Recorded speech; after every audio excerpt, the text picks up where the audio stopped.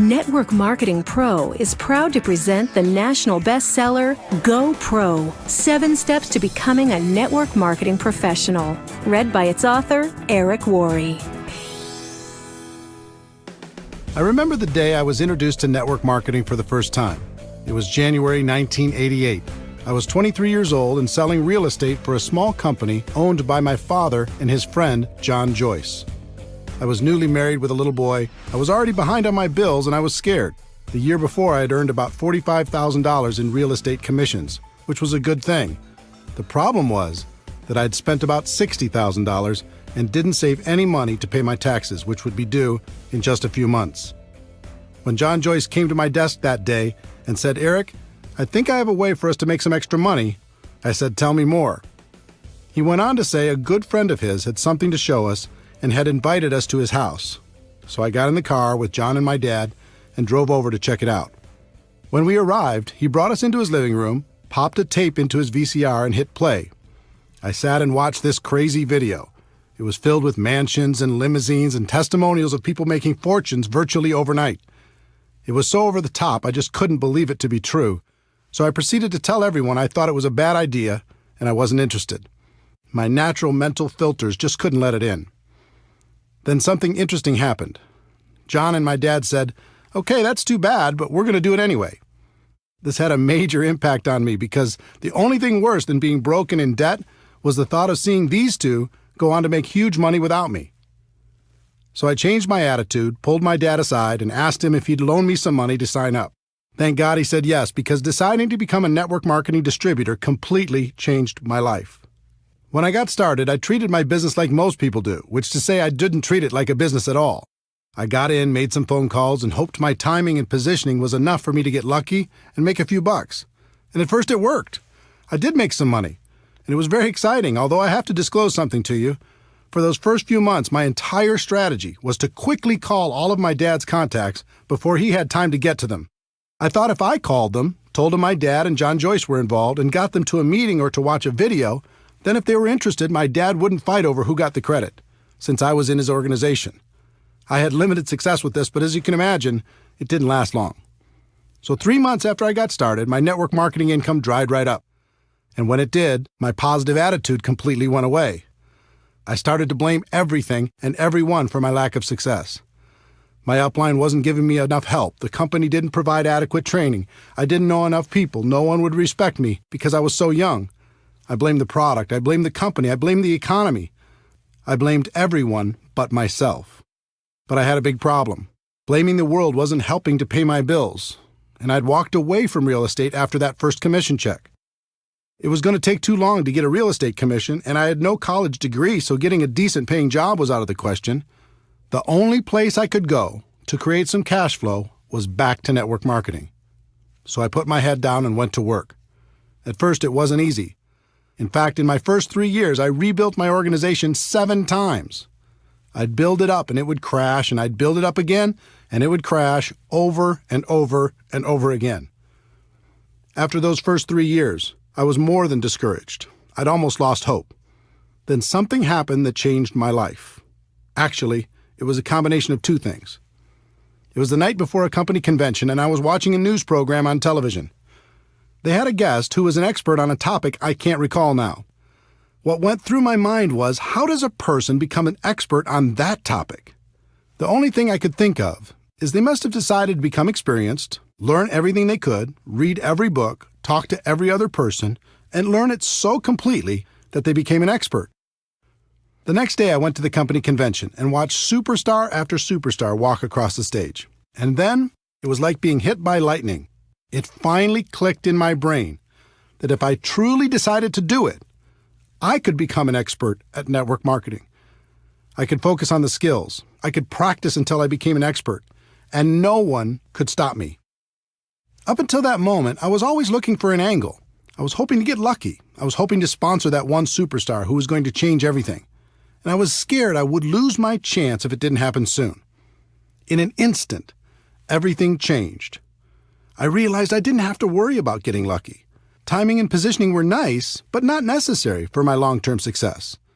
I didn't have to worry about my upline, knowing the right people, or anything else. All I had to do was become an expert. So I decided that day to change my focus and develop the skills to become a network marketing professional. It was a day that changed my life. Since then, my life has been an amazing adventure. Network marketing became a career for me. I have complete time freedom. I've met the most amazing people around the world. I've been able to touch and be touched by the lives of hundreds of thousands of people, travel all over the world, contribute to the causes that are important to me, and most importantly, become a better person in the process. All of this happened for me, and it can happen for you too. In this audiobook, I'm going to give you the fundamental principles that can guide you to becoming a network marketing professional. They've served me well over the past few decades, and I know they'll serve you just as well. Welcome to an exciting adventure.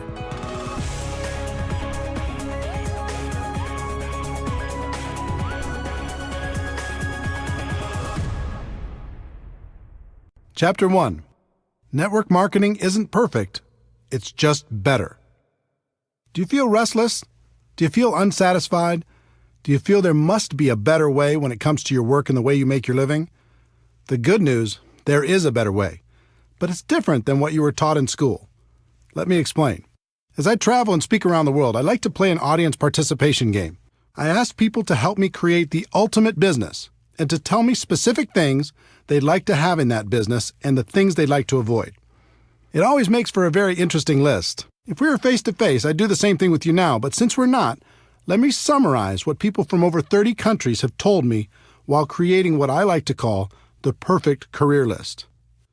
People usually start naming things they don't want. No boss, no commute, no alarm clock, no employees, no politics, no compromises, no discrimination, no educational requirement. And then as people start to use their imagination in a more positive way, they start to visualize some positive attributes.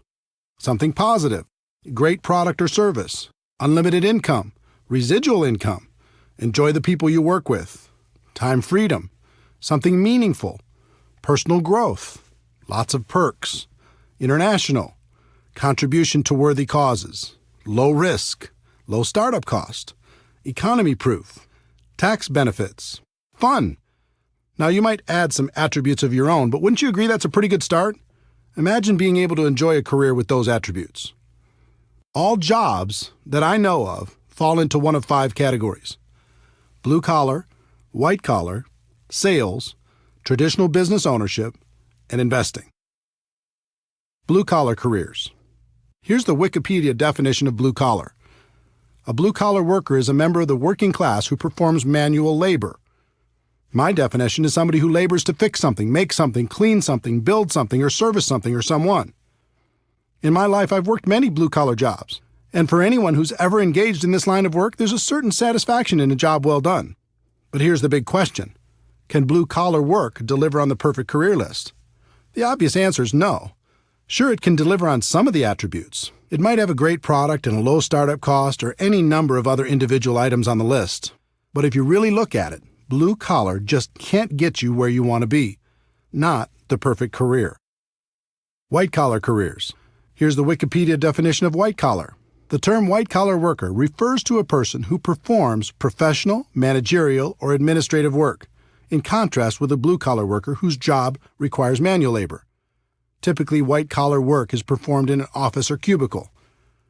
My definition is a person who's employed by someone else to do work other than manual labor or sales. Many people choose a white-collar career as it's one of the most socially acceptable of the options available. It has long been viewed as the safe and secure option. Recently, that's changed. The implied contract that if you're loyal to the company will be loyal to you is long gone. I've also been a white-collar worker in my career.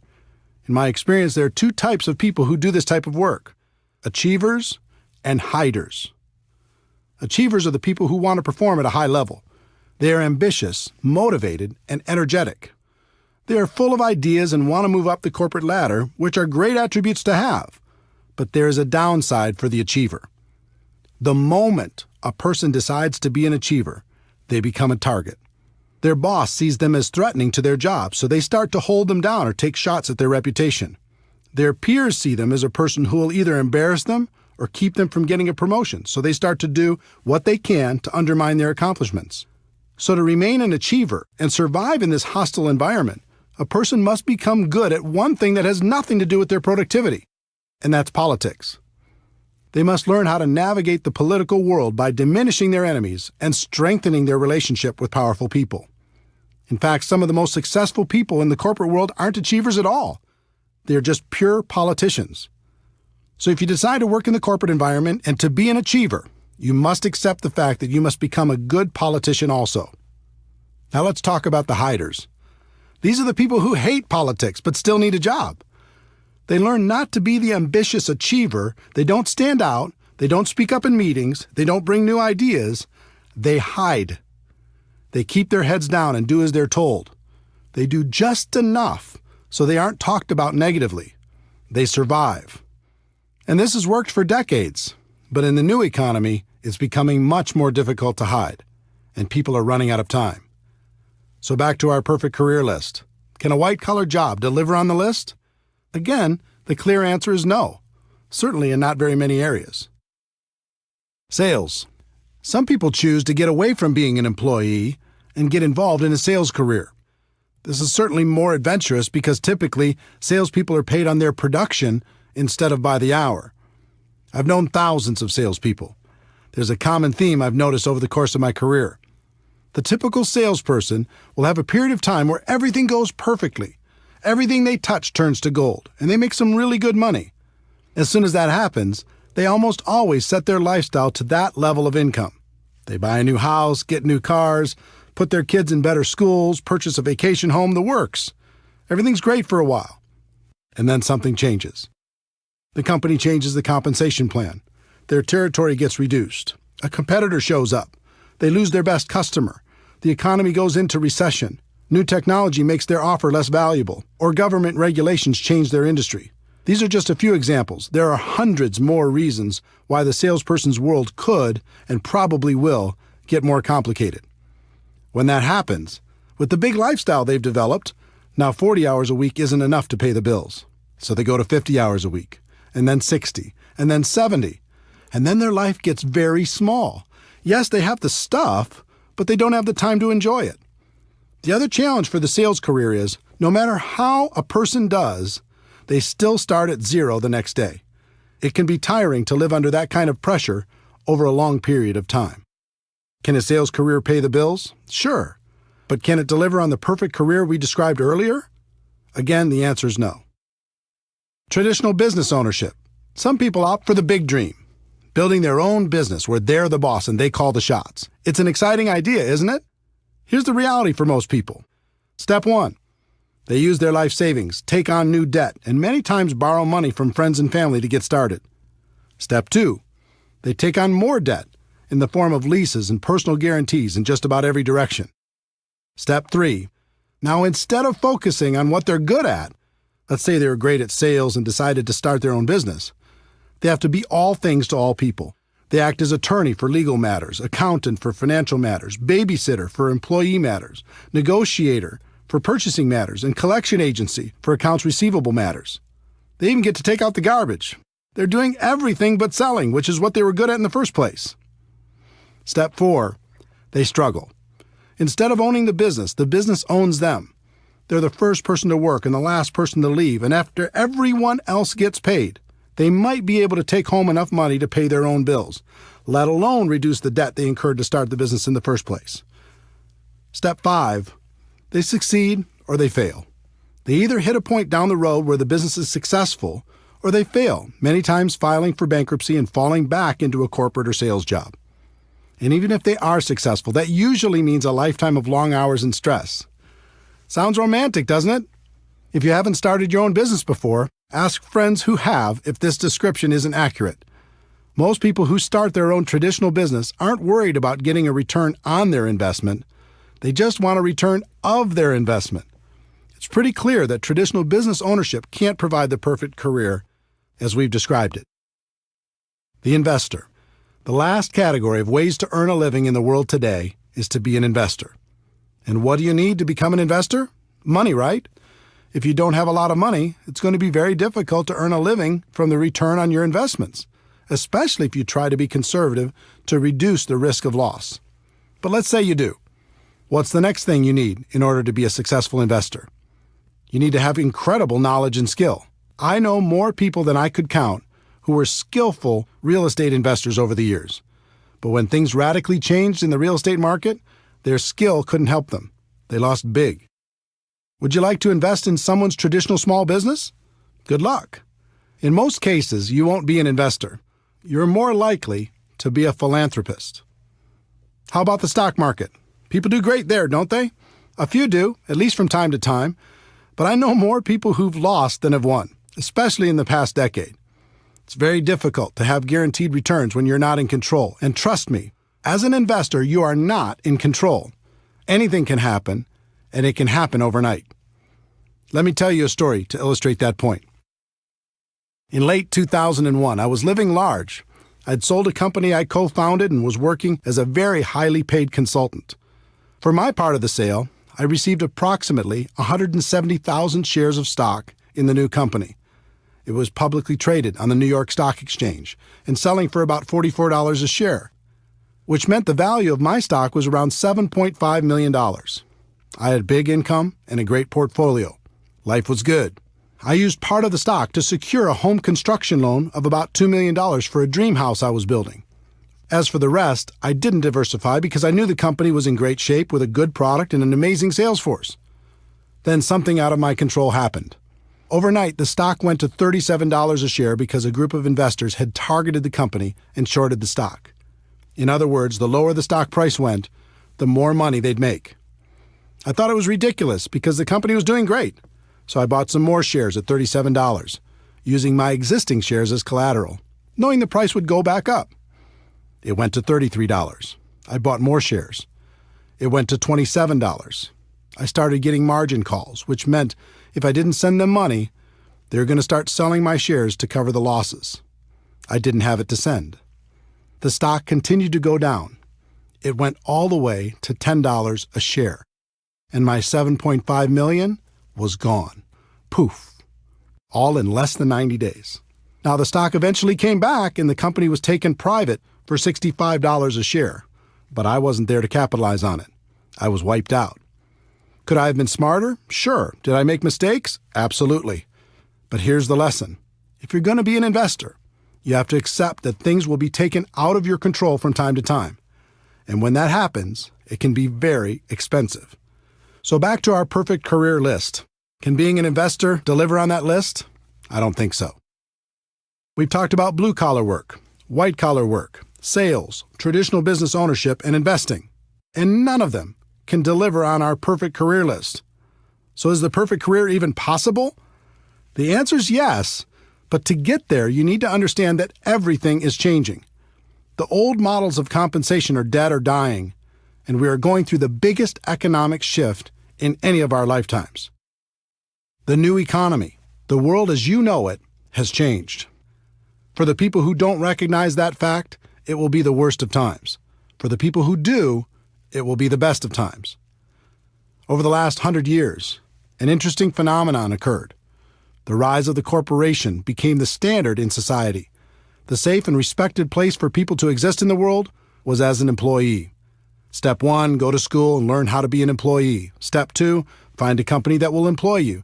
Step 3, work for that company for 40 years. Step 4, retire. In recent decades, the promise of being rewarded by the company for your loyalty and hard work has been exposed as a myth. People began to realize the loyalty they were giving to their company was not being given in return. So a different process evolved. Step 1, go to school to learn to be an employee. Step 2, find a company that will employ you. Step 3, switch companies for various political or economic reasons every 3 to 5 years over the course of your career. Step 4, find that you can't retire comfortably after 40 years, so you keep working. And now we're going through the biggest shift in any of our lifetimes. For a century, companies have paid people by the hour, by the week, or by the year.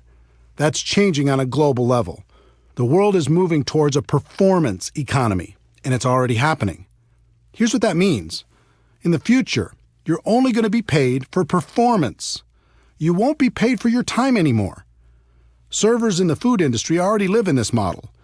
They get a very low hourly wage required by law, and they make their living through tips based upon their performance. If you can imagine the same model being applied to virtually every job in the world, you'll see what's coming. The person cleaning the rooms in a hotel won't be paid by the hour anymore. They'll be paid by the room. For office workers, here's an example. A person has a $60,000 annual salary.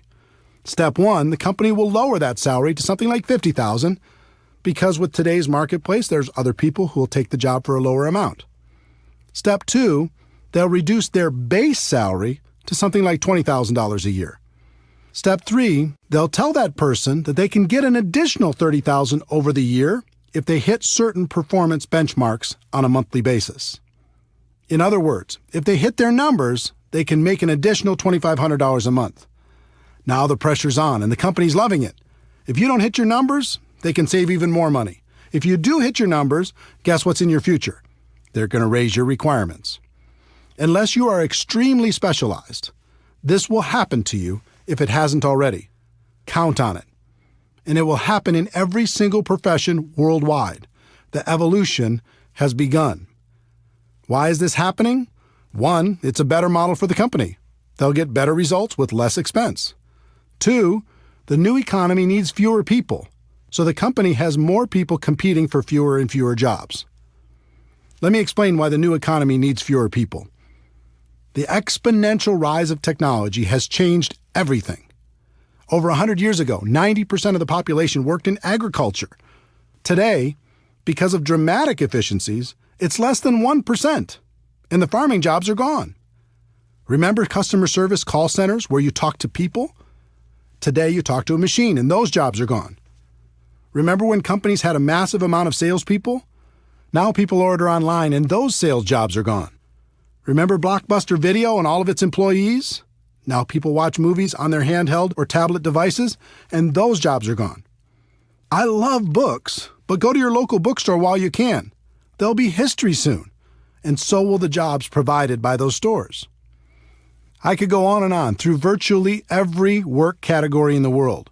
Technology and efficiency are eliminating jobs every single day, and there's nothing we can do to stop it. In fact, it's only going to accelerate. If you're sitting there waiting for the economy to bounce back and for jobs to return, don't. They aren't coming back. Just like the children of farmers saw the handwriting on the wall and left farming for new vocations, the same thing is happening for people working in old economy jobs. To survive, they'll need to open their eyes to this reality and find something new. Network marketing is better. The best way I know to not only survive but to thrive in the new economy is network marketing. There are important products and services in the world today that need to be promoted to the people who need them. Consumers still need to be educated. Companies have choices. They can dive into the ever-fragmented world of advertising to get the word out. They can hire a large and expensive sales force to sell their products or services, or they can utilize network marketing to tell their story to the world. More and more, companies will choose to use network marketing because it fits the new economy. They can provide all the corporate support and paid distributors on a purely performance basis to promote their products. It's extremely efficient because in the new economy, word-of-mouth advertising continues to work better than any other form of promotion. The company can just take the money they would have spent on advertising and promotion and pay it to their distributors to spread the word. What that means for you as an entrepreneur is that you can receive all the benefits of traditional business ownership without the typical risks. And there will be no cap on your income because network marketing companies want you to make as much as possible. If you're going to be paid for performance anyway, why live with the cap? The catch to network marketing. This all sounds great, and it is. But there's a catch that most people won't tell you. Here it is. You must accept a temporary loss of social esteem from ignorant people. That means for a while, people still living in and trying to function in the old system will think less of you. They won't understand. They'll think you're crazy for being involved in network marketing. And actually, the word accept isn't completely accurate. You need to do more than that. You need to embrace the temporary loss of social esteem from ignorant people. You are seeing the future before it becomes apparent to everyone else. You are the smart one. You are the person taking action to live a better life. There's a reason why people will think less of you, and it's not just because they're stuck in the old system. Let me see if I can help you better understand this, because if you decide to make network marketing your profession, it's important to know. Most people have either joined a network marketing company or know someone who has. This is what goes through the mind of virtually every person who decides to get involved. I can think of 5 or 6 people who might do this too. My sister'd be great. My friend loves this kind of thing. I know this other person who'd be amazing. Okay, I'll join. In other words, they aren't joining a profession. They're just hoping to get lucky, sign up a few people to cover their own startup costs, and sit back and wait for the money to roll in.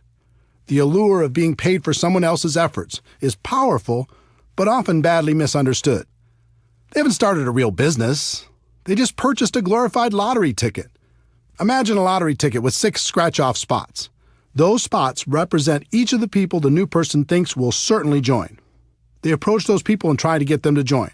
And because of their lack of skill, most of them end up with nothing, just like the lottery ticket. This becomes just another lost opportunity. And since they've acted in unskilled ignorance, they may have damaged some friendships as well. So they rip up the ticket.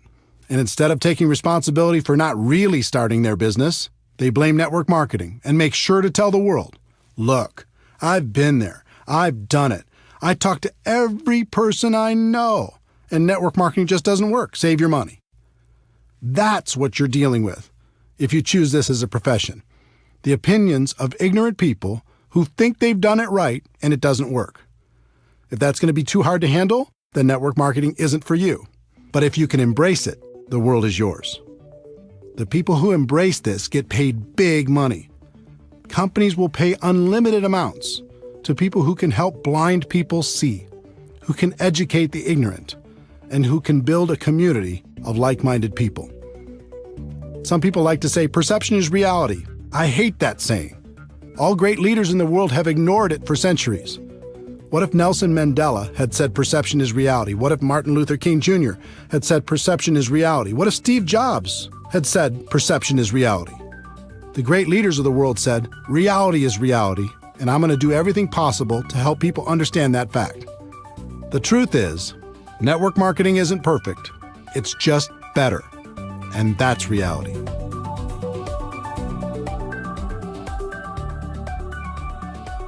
Chapter 2. If you're going to be involved in network marketing, decide to be a professional. Decide to go pro. There are 3 categories of people in network marketing. I've seen all of them, and I've been all of them. They are the posers, the amateurs, and the professionals. Posers. Posers treat this profession as a lottery ticket. They're hoping to hit it big with as little effort as possible. When I first started out, I was a poser, hoping to ride on my dad and his partner's coattails. Luckily for me, I got some results, and that kept me going, at least in the short term. But I think you can agree with me that remaining in the poser category is a bad idea. Within about 90 days, I moved out of that category and became an amateur. Amateurs. Amateurs focus on different things. One of the things I continued to focus on as an amateur was luck. I was really hoping to get lucky and sign that monster distributor who was going to make me rich. We've all heard the stories of some person who had their lives completely changed by one sign-up. In reality, even if some of those stories are true, it really doesn't serve our profession very well because it makes people spend their time hoping for that big hit. The second thing I focused on as an amateur was timing. I was always worried about timing. Did I get in early enough? Could I be the youngest top person in my company? How many other leaders were already in my local market? Were there too many to compete against? Were there enough to get true momentum? How was the company? Was it too big? Did I miss the growth curve? Was it too small? I was obsessed with the idea of timing. The third thing I focused on as an amateur was positioning. Was I in the right organization? Did other people have a better position than me? Maybe I didn't have the right upline. Would I do better somewhere else? And the fourth thing I focused on as an amateur was shortcuts. I was always looking for an angle. Any gimmick that came down the road, I was up for it. Newspaper advertising? Okay. Help wanted signs by the side of the road? Let's do it. Passing out flyers at the mall? I'm in. Going door to door? Let's try it. The internet didn't exist when I was an amateur. Just imagine how crazy I would have been over all the internet tactics I could have used to distract myself. What that meant was, every time I heard of some shiny new approach being trained by anyone in the world, I was digging into it to try to find the shortcut. And then I finally made the decision to go pro. Wikipedia's definition of a professional is a person who is paid to undertake a specialized set of tasks and to complete them for a fee. My definition of a network marketing professional is a person who is an expert at the skills required to build a large and successful network marketing organization. There is a phrase in our profession that does more harm than good. It says, "Ignorance on fire is better than knowledge on ice." The point of this phrase is that it's better to be excited and ignorant than it is to be apathetic and smart. That may be true, but why do we have to choose one or the other? Let me give you an example. Let's say you're in need of an operation. At the hospital, you meet your doctor. He comes in and says, "I'm very excited to conduct your operation. I'm so passionate about it I could hardly sleep. No one on earth wants to help you more than I do." You say, "Wow, thanks, doctor. How long have you been doing these type of operations?" And he says, "Well, I've never had any schooling on this particular operation, and I've never practiced, and I've never done one, but it doesn't matter because I'm so passionate." How are you going to feel? Enthusiasm is great, but eventually you have to marry that passion with skill. Professional athletes will devote endless hours to preparing for competition, but when they join network marketing, they won't give one day's worth of effort to learning our skills. Doctors will devote a decade of their lives at huge financial expense to become physicians, but when they join network marketing, they won't give a month's study and practice to becoming a network marketing pro. In his book Outliers, Malcolm Gladwell's research showed it takes approximately 10,000 hours of practice to reach the expert level at anything. With 4 hours a day of practice, that adds up to about 7 years. That formula applies to network marketing as well. It's going to take about 7 years for you to become world class. The good news is the profession is very forgiving and you can earn a lot of money while you're becoming an expert. The trick is not to get complacent. Don't stop learning while you're earning. When I made the decision to go pro, everything changed for me. I stopped focusing on luck, timing, positioning, and shortcuts. I even stopped focusing on the money. My world changed when I started focusing on the skills and made the commitment to practice until I mastered them. Another thing happened when I decided to go pro. All of a sudden, my group started to grow. It was like people could sense my change of focus and my commitment to excellence, and they wanted to be part of it. Think about a time in your life when you were around a person committed to excellence. It might have been a teacher, a coach, a boss, or a friend. How did it make you feel? It was inspiring, right? You'll find you'll be an inspiration to others when you make this important shift. Bottom line, if you're going to be involved in this great profession, decide to do it right and treat it like a profession.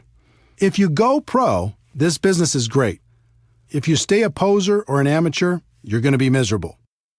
And by now, you've noticed I use the word profession a lot. I do that on purpose. Network marketing is more than just a project. It's not an industry, it's a profession. If you do it right, it's truly a career choice. It can take you out of working in a job that doesn't make you happy to a place of total freedom. That's why I call my website networkmarketingpro.com. Here's what I tell people every day. Ladies and gentlemen, my wish for you is that you decide to become a network marketing professional, that you decide to go pro. Because it is a stone-cold fact that we have a better way. Now let's go tell the world. When the site launched on March 11, 2009, very few people called themselves network marketing professionals. That's no longer the case. Millions of people have changed the way they think about our business, and I'm proud of that fact. I look forward to the day when it's common for people to hear, "I'm a doctor, but I'm also a network marketing professional. I work in construction, but I'm also a network marketing professional. I'm an athlete, but I'm also a network marketing professional." The more people hear those words, the more the world will be ready for a better way.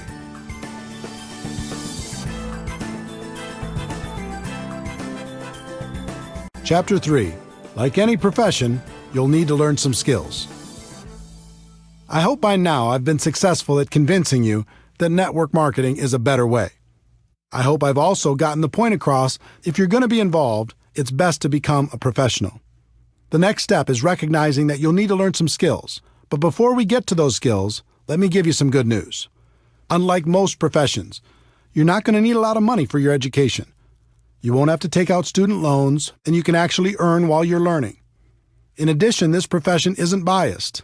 In fact, it's the most equal opportunity in the world. Your background, experience, contacts, age, race, or gender aren't going to be factors in your ability to learn the skills to go pro. And finally, this isn't complicated.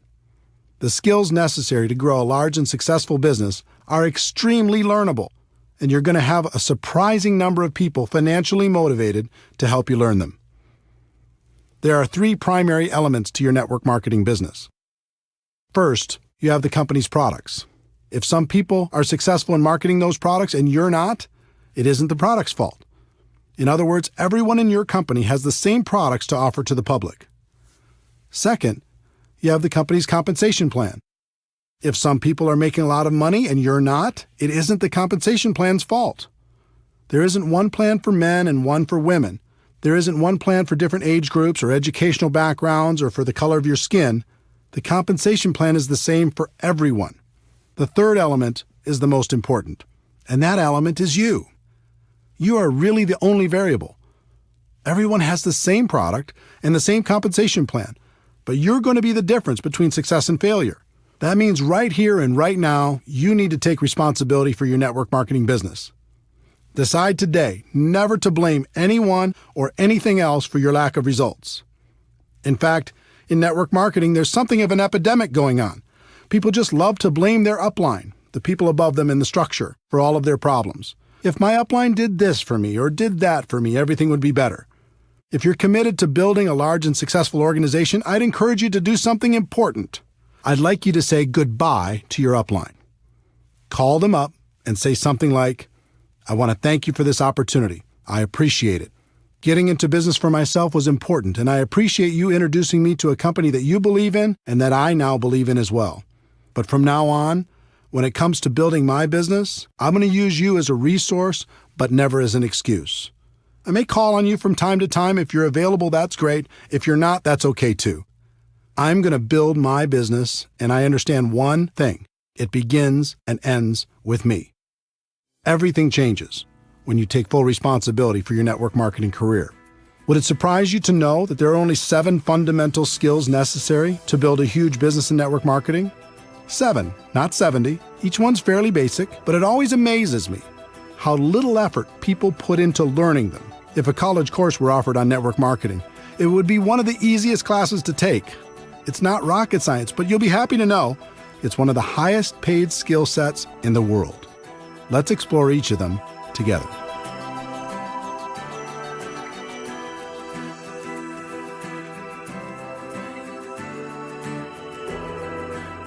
Chapter 4. Skill number 1, finding prospects. When people look at network marketing, one of their big questions is, do I know anybody? They believe if they know a lot of people, they can have lots of success, and if they don't know a lot of people, they don't have a chance. It sounds logical, but it's just not true. As I mentioned in Chapter 2, there are 3 kinds of people in network marketing: posers, amateurs, and professionals. When it comes to finding prospects, the posers will make a mental list of 3 or 4 or 5 people they hope will join their business, and their entire future is based upon the response of those few people. If they're lucky enough to get one of them, they can extend the life of their career for a short time. They might even make another mental list of 3 or 4 people. Hopefully, they'll eventually decide to stop being a poser and upgrade to the amateur ranks. Would it surprise you to know that approximately 80% of all the people who join network marketing approach the task of building a business as posers? It's true. 8 out of 10 distributors first approach their business with the poser mentality. They make a small mental list and see what happens. They never set out to develop the necessary skills. Your job is to make sure you're not one of them and to help your team do the same.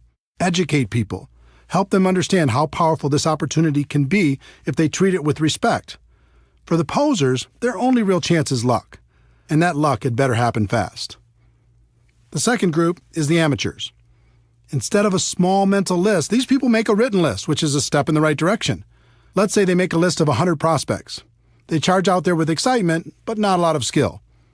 They begin prospecting, and their list begins to diminish. As it grows smaller and smaller, their anxiety grows higher and higher. Their biggest fear is running out of people to talk to. I know that was my biggest fear. In my early 20s, my list wasn't anything to brag about. As I mentioned before, I tried to use my parents' contacts at the beginning, and it didn't take long for me to run out of names. Soon everyone in my world knew what I was doing and had either said yes or no. It was scary. I felt like if I didn't find some great people from my list and find them soon, I was going to fail in this business. It never occurred to me that finding quality people to prospect was a skill.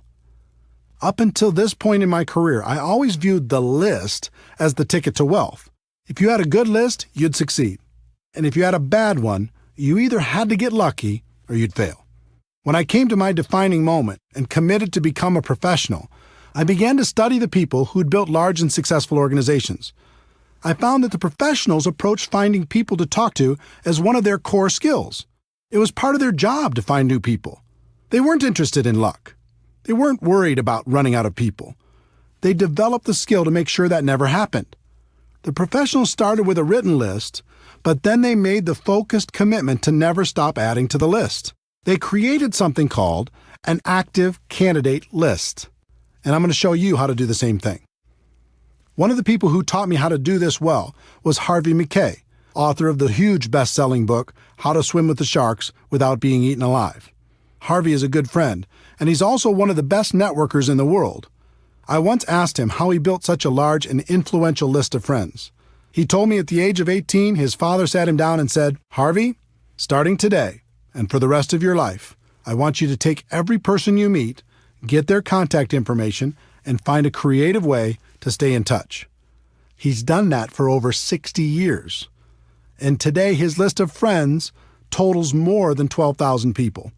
And these just aren't social media friends. They're real friends. And I consider myself fortunate to be one of them. If you want to master this skill, follow these 4 simple steps. Step 1. Make your list as comprehensive as possible. Include every person you can think of. Every person. It doesn't matter if you think they are a prospect or not. Your database will be one of your most important assets. Everyone goes on the list. If they're negative, put them on your list. If you hate them, put them on your list. If they're your best friend, put them on your list. If they said, "I'll never be involved in network marketing," put them on your list. If they're 98 years old, put them on your list. If they're 18 years old, put them on your list. It's important to do this because as you empty your mind out on paper, it will make more room for new context to find room in there. When you write down your nephew, you begin to think about the circle of people around your nephew. All of these connections will become apparent to you as you make your list more and more comprehensive. Think about everything. Every organization you've ever been involved in, every group you've ever been a part of, everything you've ever done. If you do this right, it'll end up being hundreds and hundreds and maybe even thousands of people. You're not required to prospect everyone on your list. That's up to you. But it's extremely important to do the work necessary to truly capture your network on paper. Step 2. Have you heard of the concept that we're all only 6 contacts away from any person in the world? 6 degrees of separation? I'm not sure if that's a myth or if it's true, but I believe in the concept. So step 2 is looking at your list and thinking about the people they know. The 2nd degree of separation. Chances are you'll know most of them also. Think about members of your family. Who do they know? Add them to your list. Think about your friends. Who do they know? Add them to your list. Think about all the relationships in your life. Who do they know? Add them to your list. Don't worry about what you're going to do with this list yet. We'll talk about that a bit later. Just keep building it. Step 3. Constantly expand your list. This is why the professionals call this an active candidate list. It never stops growing. The pros have a goal to add at least 2 people to their list every single day. They may not prospect them, but as Harvey Mackay's father said, they go on the list, and you should find a creative way to stay in touch. Harvey's book, Dig Your Well Before You're Thirsty, deals with this concept. If you think about this as a core skill, you realize it isn't very hard. You come into contact with people every day. Just add them to your list. You meet people through online social media. Add them to your list. You do business with new people. Add them to your list. My friend Jordan Adler is the author of Beach Money. He's also a 7-figure-a-year earner in network marketing. He's a master at step 3. He just lives his life and is always making new friends. And if you look at his business, almost all of the people he's recruited into his huge organization are people he didn't know before he started his network marketing business. He's a pro. Professionals develop a higher level of awareness. They pay attention to the world. They know they'll be introduced to new people all the time. Posers and amateurs don't even notice. They just go through their day saying, "What people? I don't see any people." How hard would it be to raise your awareness and add 2 new people a day to your list? Think about it. If you did that 6 days a week, that is over 600 new people a year. Do that for 5 years, and it's over 3,000 people. Can you see why professionals don't worry about running out of people to talk to? Please understand, I'm not saying you should assault these people with your pitch the moment you're introduced. Some people in network marketing make that mistake, and it's not good. Just add them to your list, make friends, develop a connection, and when the time is right, you can help them understand what you have to offer. Step 4, network on purpose. Professionals network on purpose. It's hard to meet new people if you're hiding from the world. Get out there, have some fun, join a new gym, have fun with a new hobby, volunteer for a cause that's important to you. Find places and organizations where you can meet new people. Not only will it be good for your business, but you'll also make some great friends.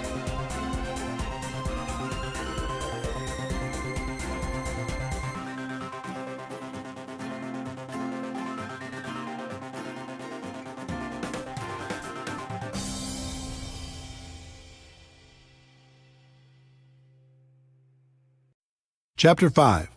Skill number 2. Inviting prospects to understand your product or opportunity. Once you've identified your prospects, the next skill is learning how to properly invite them to find out more about your product or opportunity. This is by far the most critical skill to develop. I call it the gateway skill for network marketing. If you aren't successful in getting anybody to take a look, then we can guess what your future will look like in MLM. Most people think you must start off with a great reputation and have a lot of influence with others for them to take a look at your opportunity. It's just not true. When I first started in 1988, I had no reputation and no influence. I barely escaped high school, attended one semester of community college before dropping out, and had a total of 18 jobs, all before the age of 23. Do you think I had a lot of respect in the community? I had zero. And since I was a $5 to $10 an hour person, all of my friends were the same, so they weren't much help. Most of them were still living with their parents.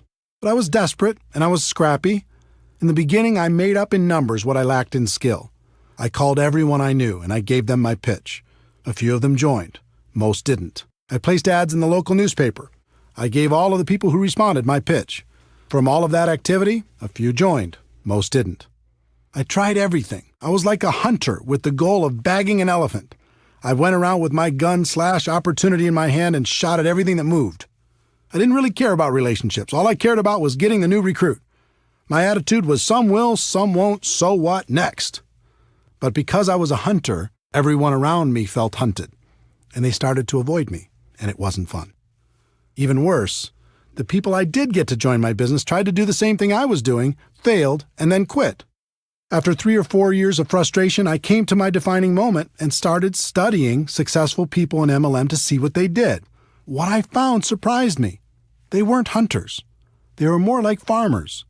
They built relationships. They built friendships.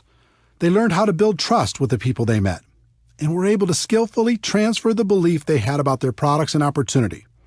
Their goal wasn't to immediately recruit their prospects. Their initial objective was to educate their prospects on what they had to offer, and then let those prospects decide if it was something they wanted to do. This was a huge switch in strategy for me, and I began to look at things differently. I put myself in the prospect's shoes and thought about what would be attractive to me, and alternatively, what would cause me to put up my defenses. I realized why the pros had such great results. Instead of acting like sharks, they were more like coaches or consultants. They built relationships and then offered common-sense solutions to people's problems. Who wouldn't like that? The other thing I noticed with the professionals is they didn't pitch their product or opportunity. Instead, when the timing was appropriate, they just invited people to do one of two things, based upon the individual prospect situation. The first thing they did was invite people to attend some sort of event, such as a one-on-one or two-on-one meeting with another member of their team, or a 3-way phone call conversation, a small group presentation in their home, an online webinar, a local hotel meeting, or some larger company event or convention. Professionals understand that personal interaction is a critical component when it comes to building trust and transferring belief, so they try to connect people as much as possible. The second thing they did was invite people to review some sort of tool. I'm a big believer in using tools to help educate a prospect. Tools take many forms. There are CDs, DVDs, magazines, brochures, websites, and online presentations. With some companies, you can even let people sample the product and treat that as a tool. There's no question that technology continues to evolve, offering more and more convenient ways to help educate prospects. but I have to interject a personal opinion based upon experience. While technology allows us to get people quality information quickly, there's nothing like a physical tool.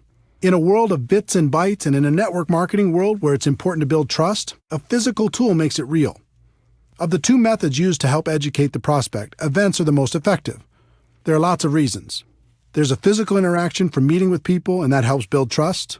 There's the important element of social proof. It's valuable for the prospect to see that there's other people actively involved and find out what those people are like. There's education on the product and the financial opportunity. They get to see firsthand the kind of support that's involved, and they realize they won't have to do everything by themselves. In most cases, there's an excitement and urgency at these events, and they get to hear stories of how things are going for other people. Those are some of the benefits. The only downside to events is they can be difficult to schedule and confirm, especially for a brand new person. If you don't have the skills, it's fairly common to invite 20 people and have 1 or 2 show up, and that can be very discouraging. For building a large and duplicating organization, I've found that a tool is a better first step. Remember, our goal is education and understanding. We want people to know what we have and understand how it can benefit their lives. A tool is a great way for people to become educated and hopefully excited in the middle of their busy lives. They might not have time to drive across town to meet with you, but they can listen to a CD in their car or watch a short DVD, read a magazine, or watch an online presentation. If you were to look back at my career, you'd see that tools changed everything for me.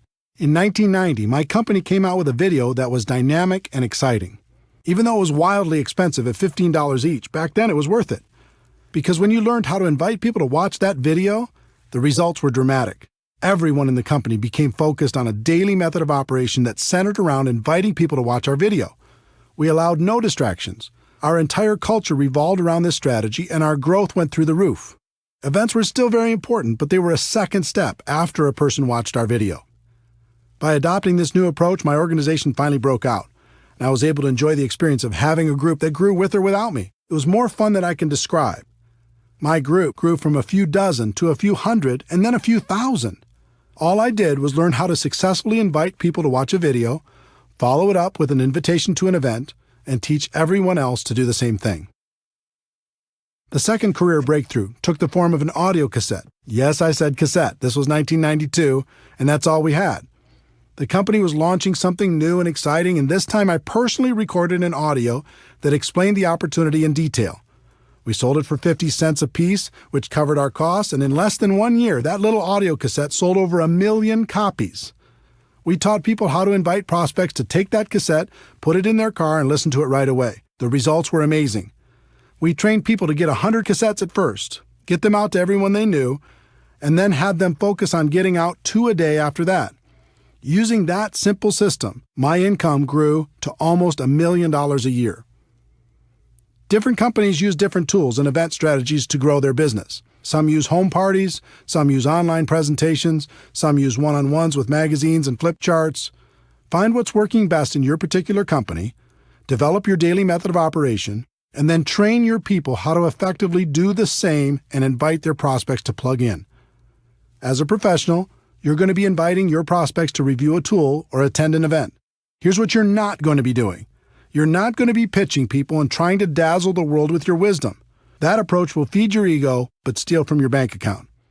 Let me give you my formula for financial independence in network marketing.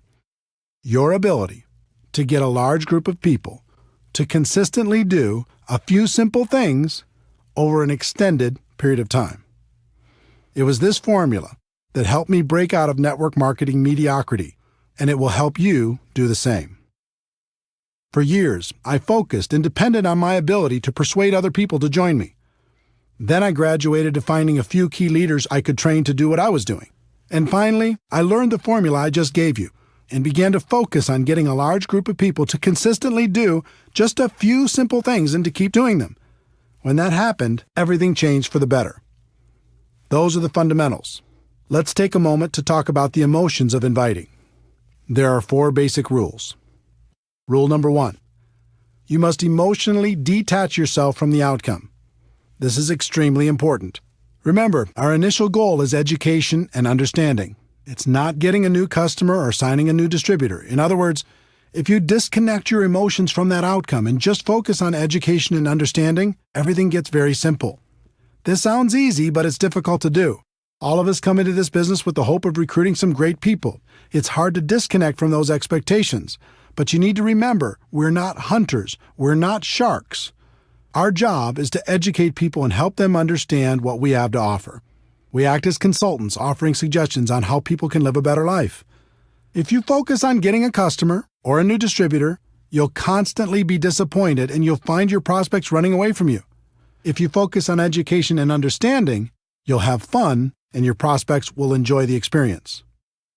Rule number 2, be yourself. So many people become a different person when they start inviting. This makes everyone uncomfortable. Be yourself. Just focus on being your best self. Rule number 3, bring some passion. Enthusiasm is contagious. It's okay to get a little bit fired up. Get focused. Listen to some music that inspires you. Smile when you're on the phone. I assure you, your positive emotion will translate into better results. Rule number 4, have a strong posture. This was a big one for me. At first, I was so insecure, I didn't think anyone would take me seriously. But as I watched the professionals, I noticed their posture. They were bold, they were confident, they were strong. So I decided to be bold as well. I stopped apologizing all the time. Instead of saying, yes, I know, I've had a lot of jobs so far in my life, but I'm hoping this will be the change I've been looking for, I started saying, guess what? I'm sick and tired of the life I've led up until this point, and I've decided to take charge. I wouldn't bet against me because I'm serious. You feel the difference? Be yourself, but be a bolder self. Be yourself, but be a stronger self. Be yourself, but be a more confident self, at least when you're inviting. I found I could do that for short periods of time at the beginning. And just like building a new muscle, I could eventually do it longer and longer until it became part of me. So now that we've set the stage, let's go through the invitation formula. This formula is designed to be used over the phone or face-to-face. It's not to be used with texting, email, or any other communication tool, just on the phone or face-to-face. This can work with your warm market prospects, someone you know, or cold market prospects, someone you meet while living your life. I'll give you examples for both.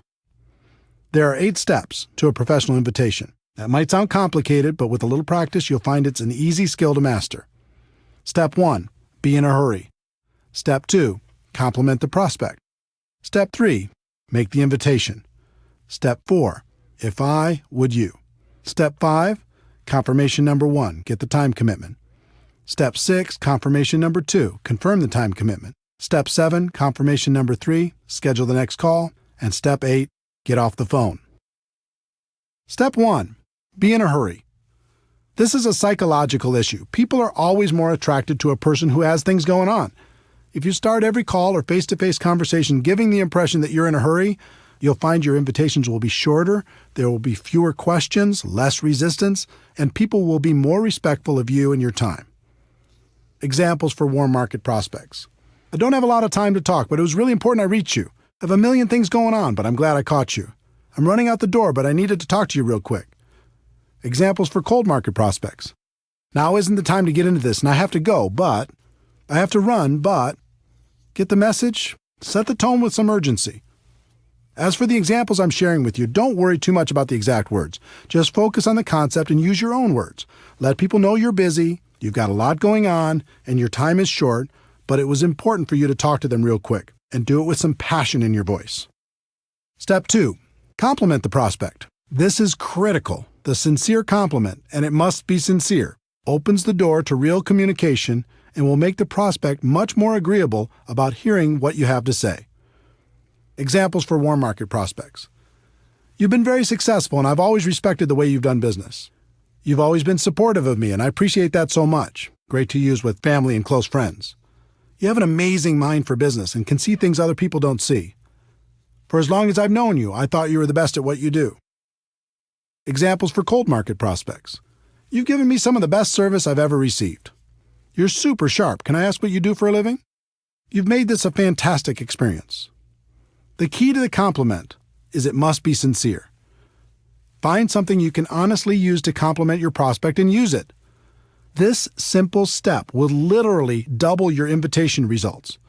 When you start with urgency and a compliment, it becomes very difficult for a person to react negatively to your invitation. People don't hear compliments very often. It feels good. You'll find your prospects will become very receptive. If you study the pros, you'll find they are constantly putting people in a good mood through their honest and sincere compliments. It helps to build rapport. It helps to open people's minds.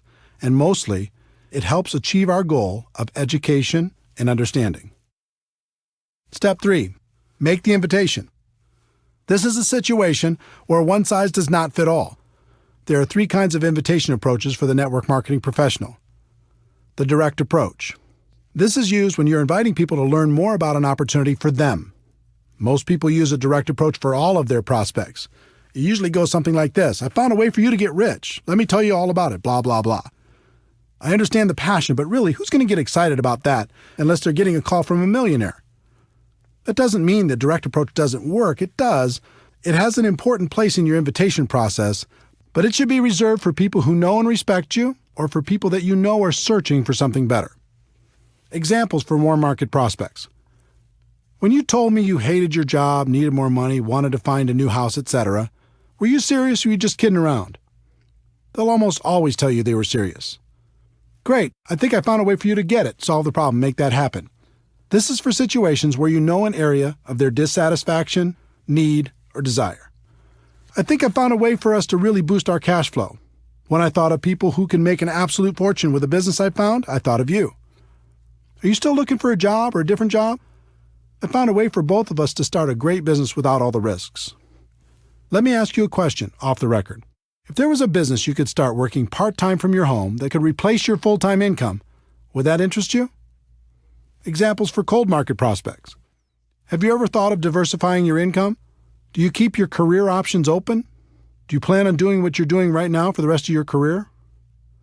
You can follow these cold market scripts or any variations with the following. I have something that might interest you. Now's not the time to get into it, but. The indirect approach. This is another powerful tool to help people get past their initial resistance and educate them on what you have to offer. The indirect approach is about asking the prospect for help, input, or guidance. I used this approach extensively and with great success when I first started out. Because of my lack of credibility at age 23, I couldn't get much success with a direct approach, so I learned to play myself down and play up to the prospect's ego. It worked incredibly well, and it still works today. Examples for warm market prospects. I've just started a new business and I'm really nervous. Before I get going, I need to practice on someone friendly. Would you mind if I practiced on you? This is a great approach for family and close friends. I found a business I'm really excited about, but what do I know? You have so much experience. Would you look at it for me if I made it easy on you? And let me know if you think I'm making the right move? A friend told me the best thing I could do when starting a business is to have people I respect take a look at it and give me some guidance. Would you be willing to do that for me if I made it simple? Examples for cold market prospects. When you meet someone from another city, state, or country, and if your company does business there, you can say, "My company is expanding in your area. Would you do me a favor and take a look at it and let me know if you think it would work where you live?" When you meet someone who might provide good input on your product, you can say, "I've started a business with a product I think makes a lot of sense, but I'd like to get your input. Would you be willing to check it out and give me your opinion?" The super indirect approach. The third approach is the super indirect approach. This approach is incredibly powerful because it works on a number of psychological levels. In this approach, you tell prospects they aren't a prospect, and you're just interested in finding out if they know someone else who might benefit from your business. It's very effective. Examples for warm market prospects. The business I'm in clearly isn't for you, but I wanted to ask, who do you know that's ambitious, money-motivated, and would be excited about the idea of adding more cash flow to their lives? Who do you know that might be looking for a strong business they could run from their home? Who do you know that's hit a wall with their business and might be looking for a way to diversify their income? I'm working with a company that's expanding in this area, and I'm looking for some sharp people that might be interested in some additional cash flow. Do you know anyone who might fit that description? In most cases, they're going to ask you for more information before they give you any names. Behind that request will be curiosity and intrigue, thinking this might be for them, but they're not going to admit that to you yet. When they ask for more information, you can respond with, "That makes sense." You'll want to know more about it before you refer some of your contacts. Then you could just move to step 4. Examples for cold market prospects. Cold market is exactly the same as warm market for the super indirect approach. Just use the warm market scripts or any variation that's comfortable for you. Step 4. If I would you. This question has been my secret weapon for a very long time. It is by far the most powerful phrase I've come across in building a large and successful network marketing business. If I gave you a DVD, would you watch it? If I gave you a CD, would you listen to it? If I gave you a magazine or some other printed material, would you read it? If I gave you a link to a website with a complete presentation, would you check it out? If I invited you to a special invitation-only webinar, would you attend? If I invited you to a special invitation-only conference call, would you listen in? This question is so powerful, and for a number of reasons. First, it's reciprocal. You're saying you'll do something if they'll do something. As human beings, we're hardwired to respond positively to these types of situations. Second, it puts you in a place of power. You're in control. You're not begging. You're not asking for favors. You're simply offering a value exchange. And third, it implies that you have something of value to offer. You're saying that you will do something, but not unless the other person will do something in exchange. When you value what you have, people will respect you. When I first started, I didn't know about this magical question. I just said things like, I really, really, really want you to watch my video, try my product, listen to the CD, etc. You can imagine the results. The whole psychology of it is weak. If you use if I would you, you're having a business conversation. If you use I really, really, really want you, now you sound desperate, and a desperate distributor is not attractive. If you've used this approach, you already know what I'm talking about. If I would you gets results. It gets people to say yes. It helps prospects see what we have in a different light. Remember, our goal is education and understanding. If I would you helps us achieve that goal. If you started the call with urgency, complimented the prospect, made the invitation, and asked if I would you, their answer will be yes almost 100% of the time, and you can just go to step 5. If they ask for more information first, just respond with, I understand you want more information, but everything you're looking for is on the CD, DVD, printed piece, link, etc. The fastest way for you to really understand what I'm talking about will be for you to review that material. So if I gave it to you, would you review it? If they say no, then thank them for their time and move on. Also, review steps 1 through 3 to see where you might have done better, but do not give your material to them. So you've gone through the first 4 steps and the person said yes. Success. They've agreed to review your tool. Does that mean they'll follow through? Nope. In fact, only about 5% of your prospects will do what they said they would do if you just use the first 4 steps, and 5% is not a good number. To get closer to 80%, you need to complete the invitation process professionally. Step 5. Confirmation number 1. Get the time commitment. You've asked if I would you, and they've said yes. The next step is to get a time commitment. When do you think you could watch the DVD for sure? When do you think you could listen to the CD for sure? When do you think you could read the magazine for sure? When do you think you could watch the link for sure? Don't suggest a time for them. That's another mistake I made early on in my career. Just ask the question and wait for them to respond. This question makes them think about their schedule and their commitments, find a place to review your tool, and communicate that back to you. In other words, it makes it real. When you first asked if I would you and they said yes, it was someday. When you get the time commitment, it starts to be real. The only thing that matters is that they give you a time. It doesn't matter what that time is. Let them think about their schedule and tell you when they will have reviewed the materials for sure. About 90% of the time, they'll give you an answer. The other 10% of the time, they'll be vague, saying something like, I'll try to do it sometime. If they do that, then tell them, I don't want to waste your time or mine. Why don't we just lock in a time when you'll have seen it for sure? Remember, they've already said they'll review it in step 4. This is just confirming the time. The key to all of this is that they've now said yes twice. The first time when they answered if I would you, and the second time when you received a time commitment from them. So now you can give them the tool, right? Wrong. You're not done yet.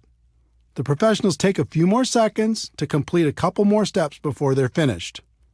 Step 6, confirmation number 2, confirm the time commitment. If they tell you they'll watch the DVD by Tuesday night, your response should be something like, so, if I call you Wednesday morning, you'll have seen it for sure, right? If they say they'll listen to the CD by Thursday morning, your response should be, so if I called you sometime later in the day on Thursday, you'll have listened to it for sure, right? If they say they'll watch the link by July 1st, Your response should be, "So if I call you on July 2nd, you'll have looked at it for sure, right?" They will either naturally say yes or they will adjust the time slightly. In any case, the significance of step 6 is now they've confirmed 3 times and they are much more likely to follow through. And the key is, this isn't an appointment you've set. It's an appointment they've set. They said they'd review the materials. They would do it by a specific time. And if you called them after that, they would have reviewed the materials. You've asked the questions. Their answers made the appointment. Step 7, confirmation number 3, schedule the next call. This step is simple. Just ask, what's the best number and time for me to call? They'll give you what works best for them, and now you have a real appointment. All you have to do is be sure to remember to call when you said you'd call. They've said yes 4 times. The whole invitation took a few minutes, and your chances of achieving your goal of education and understanding has gone from about 5% to about 80%. Step 8, get off the phone. Remember, you're in a hurry, right? Once you've confirmed the appointment, the best thing to say to someone is something like, "Great, we'll talk then, gotta run." Too many people make the appointment and then unmake it by talking and talking and talking. Remember, our goal is education and understanding, and we're going to let the third-party tool do most of the work. Here are some examples of all 8 steps. A person you know who hates their job, direct approach. "Hey, I don't have a lot of time to talk, but it was really important I reach you. Listen, you're one of the most financially intelligent people I know, and I've always respected that about you. When you told me you really didn't like your job, were you serious or were you just kidding around?" They say they were serious. "Great, I think I found a way for you to create an exit strategy. I have a CD that describes what I'm talking about better than I can. If I gave you this CD, would you listen to it?" They say yes. "When do you think you could listen to it for sure?" They say Tuesday. "So if I call you Wednesday morning, you'll have reviewed it for sure, right?" They say yes. "All right, I'll check back with you then. What's the best number and time for me to call?" They give me the information. "Got it. We'll talk then. Gotta run. Thanks." A good friend, indirect approach. "Hey, I'm running out the door, but I needed to talk to you real quick. Do you have a second?" "Great. Listen, you've always been so supportive of me, and I appreciate that so much. I've just started a new business, and I'm really nervous. Before I get going, I need to practice on someone friendly. Would you mind if I practiced on you?" They say sure. "Great. If I gave you a DVD that laid out the information in a professional way, would you watch it?" They say yes. "It's about 15 minutes long. When do you think you could watch it for sure?" They say Thursday. "So if I called you Friday morning, you'll have reviewed it for sure, right?" "Fantastic. What's the best number and time for me to call?" They give you the information. "Great. We'll talk then. Gotta run. Thanks." A highly successful person, super indirect approach. "I know you're busy, and I have a million things going on too, but I'm glad I caught you. You've been wildly successful, and I've always respected the way you've done business. I've recently started something new, and I'm looking for some sharp people. It's clearly not for you, but I wanted to ask, who do you know who's ambitious, money-motivated, and would be excited about the idea of adding a significant amount of cash flow to their lives?" They say they do know some people. "I understand that you'd want to know more about it before you recommend people. I have a DVD that explains exactly what I'm doing and the kind of people I'm looking for. It's brief. If I sent one to you, would you review it?" They say they would. "Thanks. When do you think you could view it for sure?" They say next Monday. "Okay, so if I call you next Tuesday, you'll have reviewed it for sure, right?" "Okay, I'll check back with you then. What's the best number and time for me to call?" They give the information. "Okay, great. Thanks again. I appreciate it so much. Talk to you next Tuesday." A cold market prospect who's done a good job selling you something. Direct approach. "Now isn't the time to get into this, and I have to go, but you're super sharp, and I happen to be looking for some sharp people. Do you plan on doing what you're doing now for the rest of your career?" They say no. "Good. I have something that might interest you. Now isn't the time to get into it, but I have a DVD that explains it all in great detail. If I gave it to you, would you watch it?" They say yes. "When do you think you could watch it for sure?" They say Sunday. "So if I called you Monday, you'll have reviewed it for sure, right?" They say yes. "All right, I'll check back with you then. What's the best number and time for me to call?" They give you their information. "Okay, here it is. Thanks again for the excellent service, and I'll talk to you soon." Are you feeling the flow of how this works? Obviously, there are many possible variations for different kinds of prospects, but I hope these examples help you understand how everything comes together. In terms of scripts, it's best if you get the basic concepts down and don't focus too hard on the exact script. Life doesn't work that way.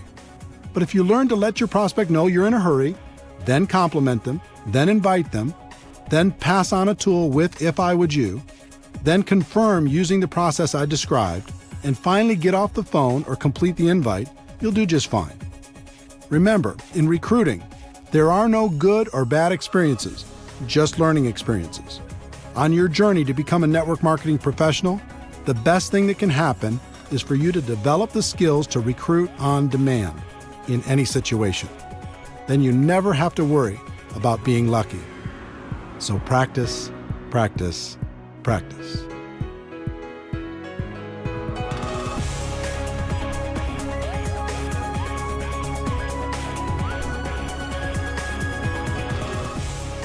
Chapter 6, Skill Number 3, Presenting Your Product or Opportunity to Your Prospects.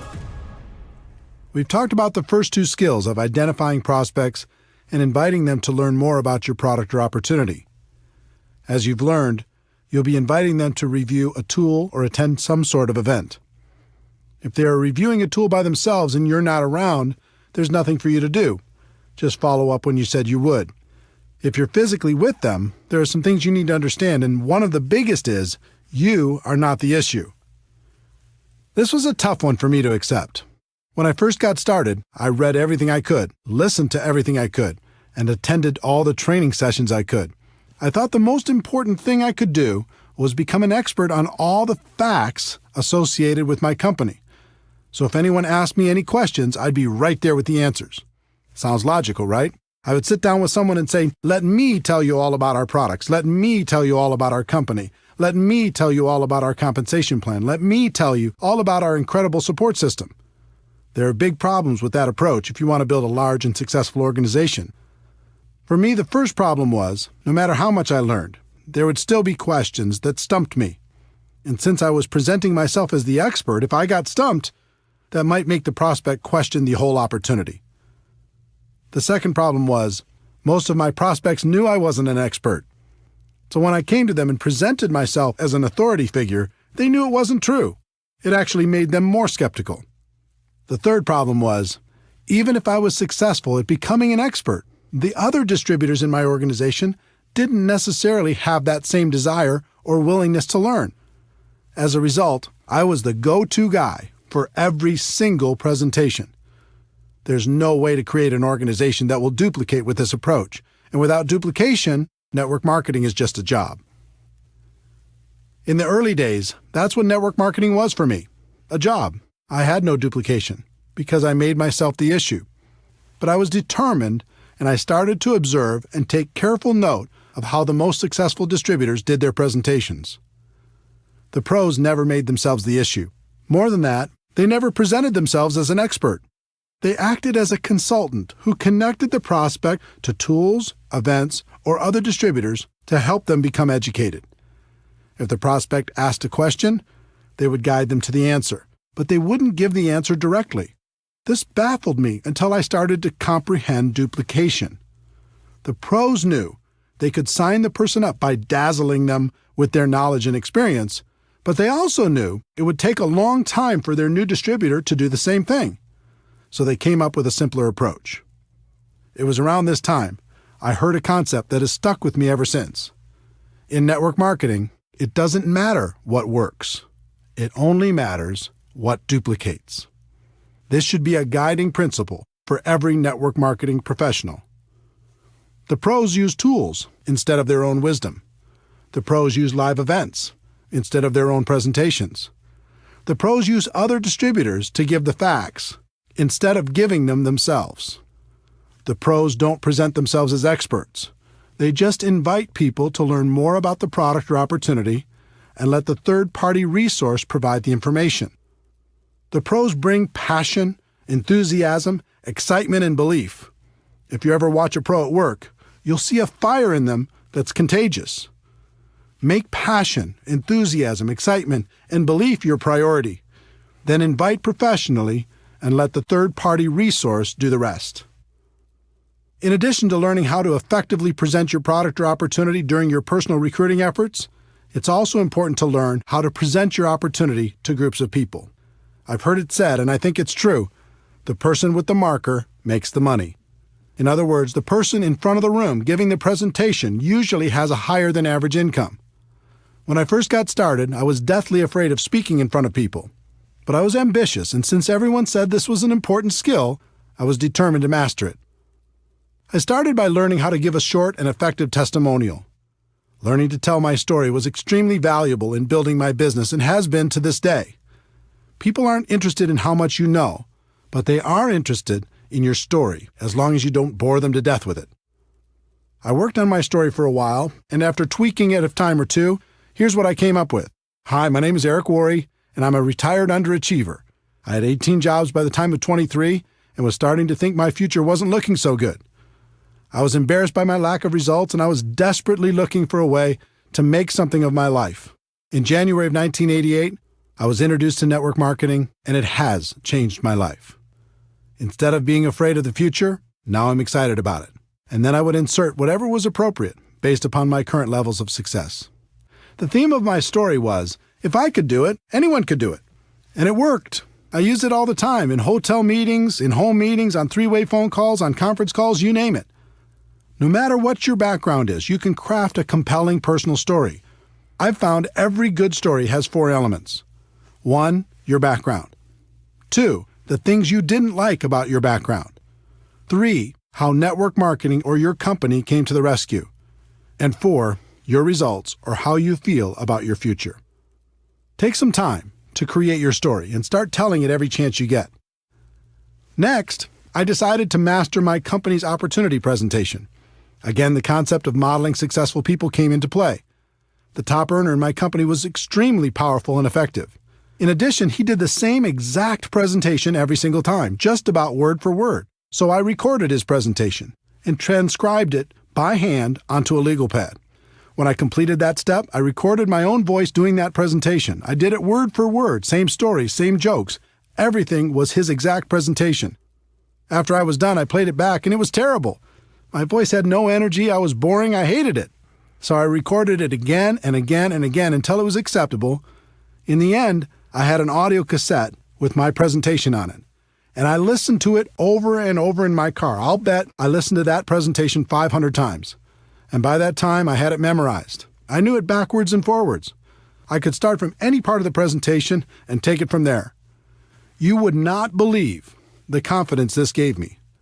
I went from being afraid to do the presentation to actively looking for opportunities to give it. I did the presentation on conference calls, in home meetings, on three-way calls, and any place else I could find. I became a regular presenter at our local meetings and continued to move up to bigger and better venues, even being asked to speak at company conventions.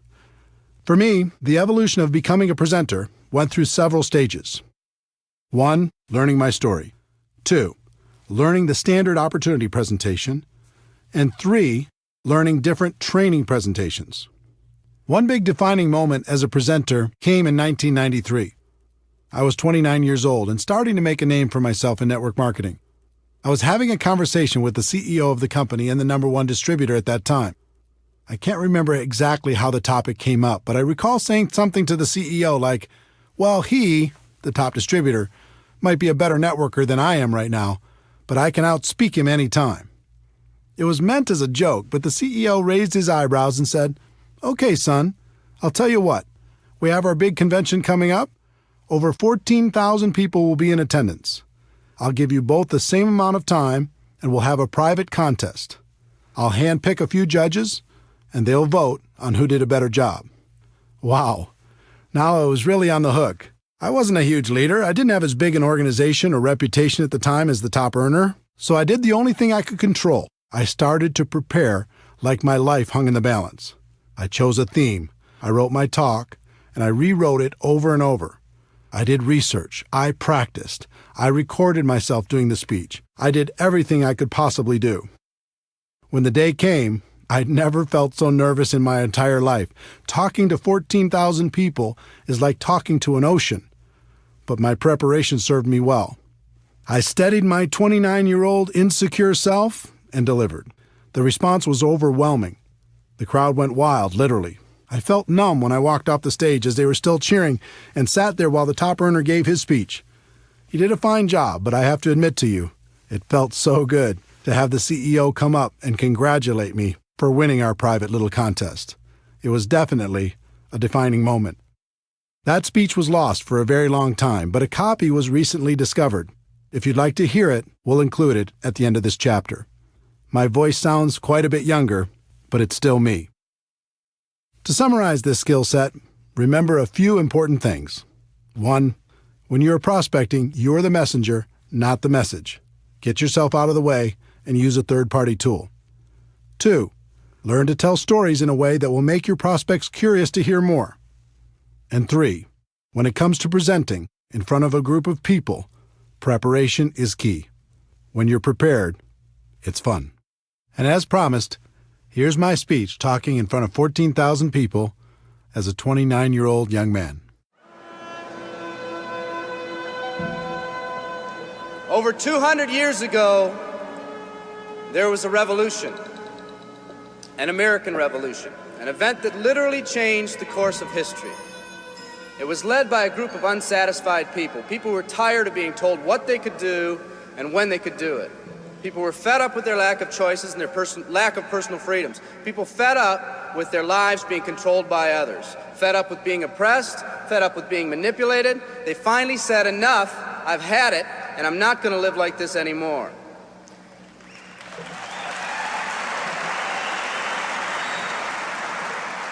Our ancestors were people that took full responsibility for what happened to them.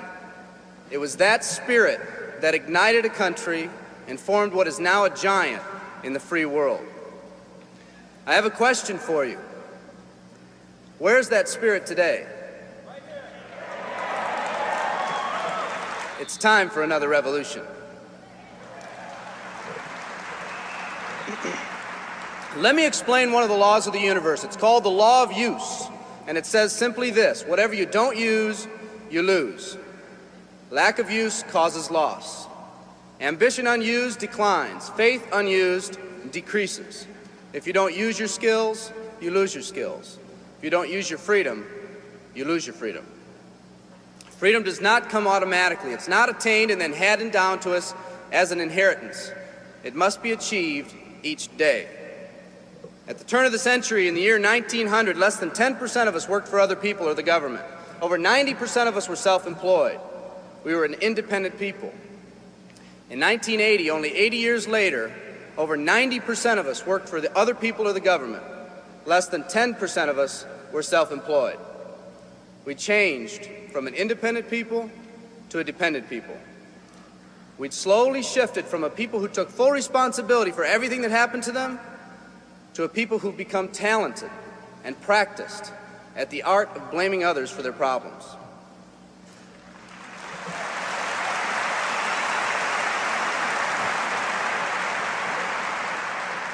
Our giant has fallen asleep.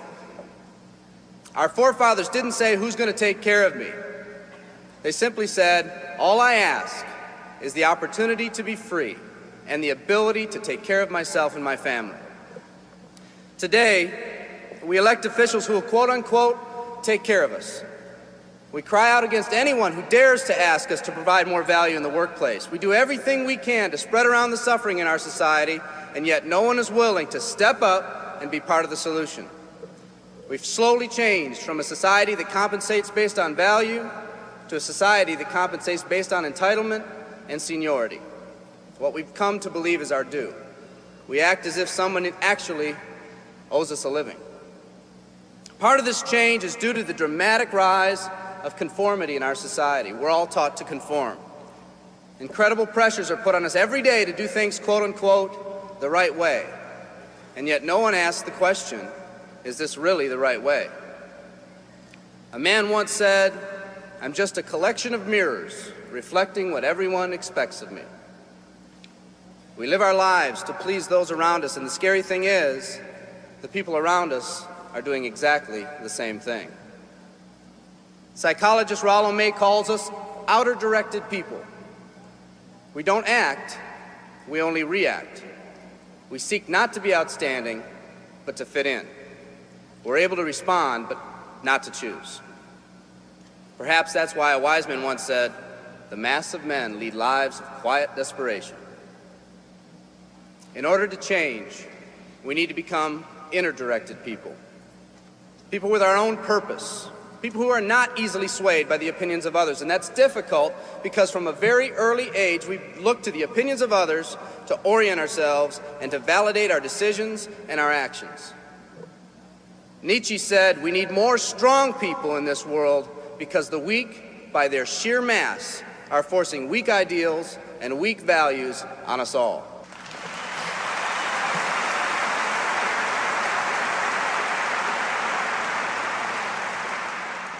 Today's massive social and economic changes are waking this slumbering giant. Some people may not be ready right now for the changes happening today in today's society. It doesn't matter if they're ready or not. An old proverb says, if a man wants his dreams to come true, he must first wake up.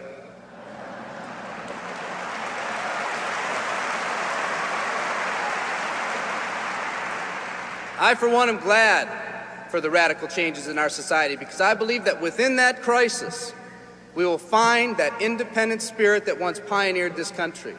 Some of us are finally ready to change.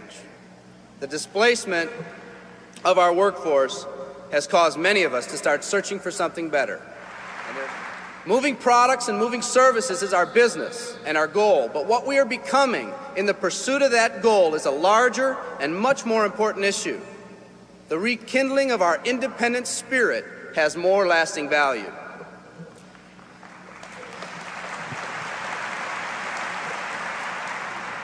There's no more noble a business than the business that encourages the development of people. Every living organism has one and only one central need in life: to fulfill its own potentialities. The acorn becomes an oak, the puppy becomes a dog, and that's all that's required of the oak and the dog. But the human being's task in fulfilling his or her nature is much more difficult. The reason is, unlike any other living creature on this planet, you've been given the dignity of choice. You'll not grow like a tree. You'll grow only as you plan and choose to grow. When a person chooses to live, two things happen. First, assuming responsibility for themselves takes on a whole new meaning. They accept responsibility not as something they've been saddled with, but as something they themselves have chosen. The second thing that happens is that discipline from the outside is replaced by self-discipline. They accept discipline not because it's commanded, because they themselves have chosen what they want to do with their lives. Just like when the disenfranchised men and women over 200 years ago got fed up and said, I'm not going to live like this one more day, there's another revolution coming. It's coming not just from Americans, but from people all over the world.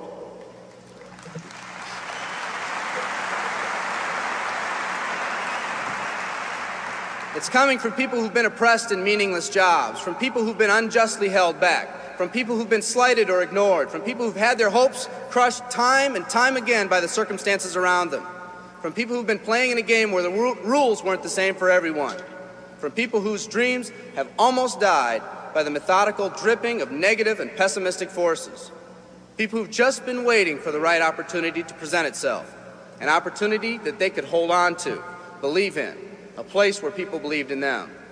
I hear the rumbling of this coming revolution every day. The old rules are changing, and society is finally ready for that change. Will people try to persuade you not to rise up? Yes, they will, and sometimes with the best of intentions. But we must fight anyone or anything that tries to influence us against our freedom. And they'll try. Believe me, they'll try.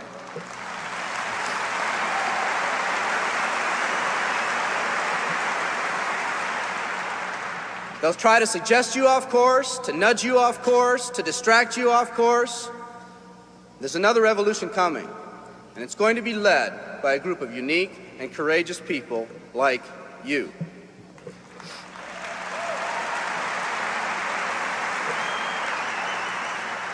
People who've had it with the way things are. People who've picked out their mountain in life and said, I'm going to the top.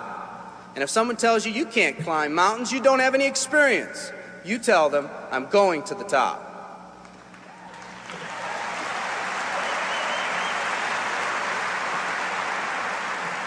And if your neighbor tells you, come on, choose another mountain, that one's too rocky, what are you going to tell them? And if someone tells you, let's go over here where it's not so steep, what are you going to tell them? And if someone says network marketing, what are you going to tell them? And if your friend tells you, come on, let's climb this one, that one's too slippery, what are you going to tell them? If anyone tells you can't go up, it's too rocky, too steep, too slippery, you say, listen here, I'm going up. You're either going to see me waving from the top or dead on the side. I'm not coming back.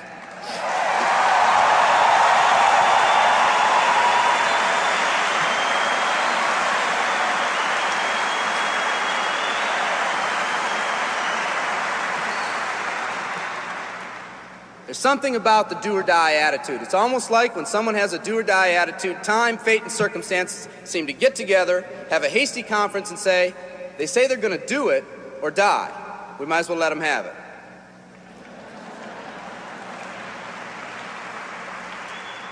The people in this arena are special. You're special because you've already rekindled that independent spirit. You've already said that you're not going to conform to negative pressures around you. You've all said enough, I've had it, and I'm not living like this anymore. You are the people who want to set big goals and aspirations for yourselves and your families. People who want to live in a country where families are brought together again instead of being torn apart. People who want a country where once again owning your own business and controlling your own destiny is commonplace.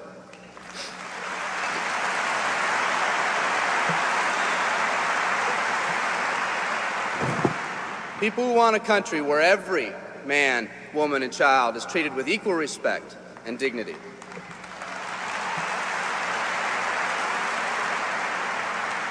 People who will pay any price so their families will not live with the legacy of maxed out credit cards and unfulfilled promises.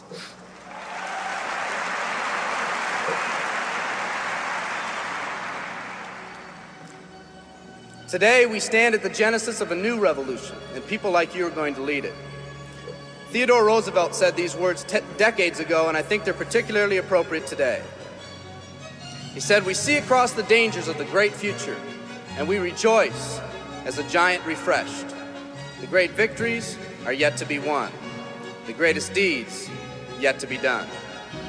I've dreamt of a company that can give us the opportunity to make these dreams come true, by allowing us all to fulfill our own true potential. I love you all. Thank you very much.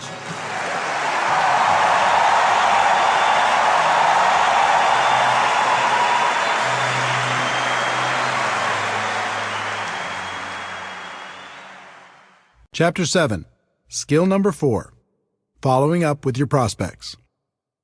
In MLM, they say the fortune is in the follow-up.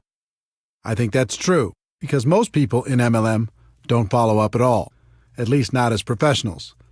You need to understand some important concepts if you're going to master this skill.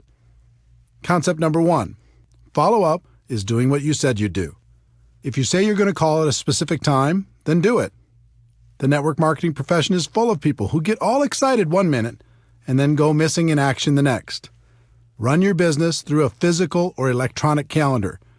Be the person who does what they say they're going to do. People will respect that. I sold real estate the year before I got involved in network marketing. My father and his partner owned the company.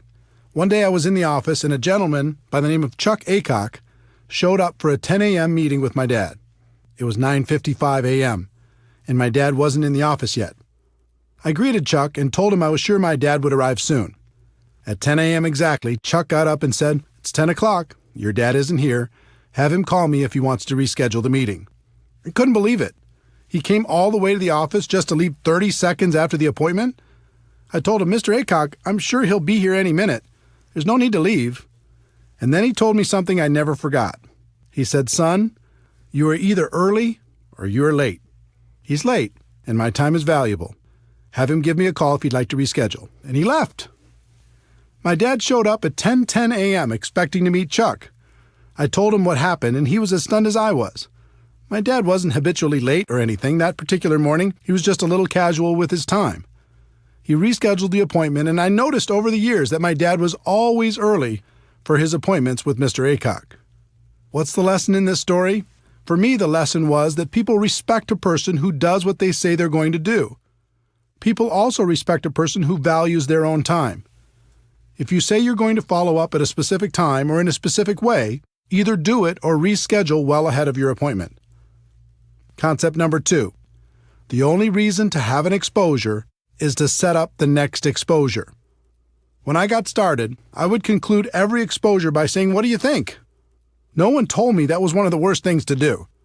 It felt like a natural thing to say, but my results were terrible. I asked one of my early mentors for help, and he said, "Eric, the only reason to have an exposure is to set up the next exposure."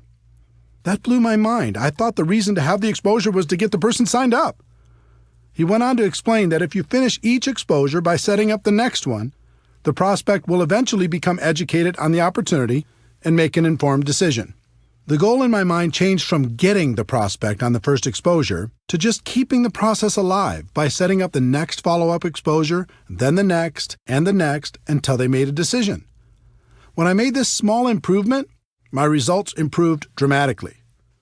We talked earlier about how to professionally invite your prospect to take a look at what you have to offer. At the end of that process, we went through several steps to set up the next exposure, meaning your follow-up call. That was your next appointment. When you make that call, you're going to ask them if they reviewed the material. They'll say, "No, I didn't," or they'll say, "Yes, I did." Let's talk about how you'll set up the next exposure in both cases. If they say no, they didn't have a chance to review the material, it's important you don't show your displeasure at their lack of follow-up. It sounds funny, but a lot of people just jump on their prospects with, "I thought you said you'd be able to see it for sure." Obviously, this won't help build that good relationship you're working on. The best way to respond is, "That's okay, I understand sometimes life gets busy. When do you think you could do it for sure, for sure?"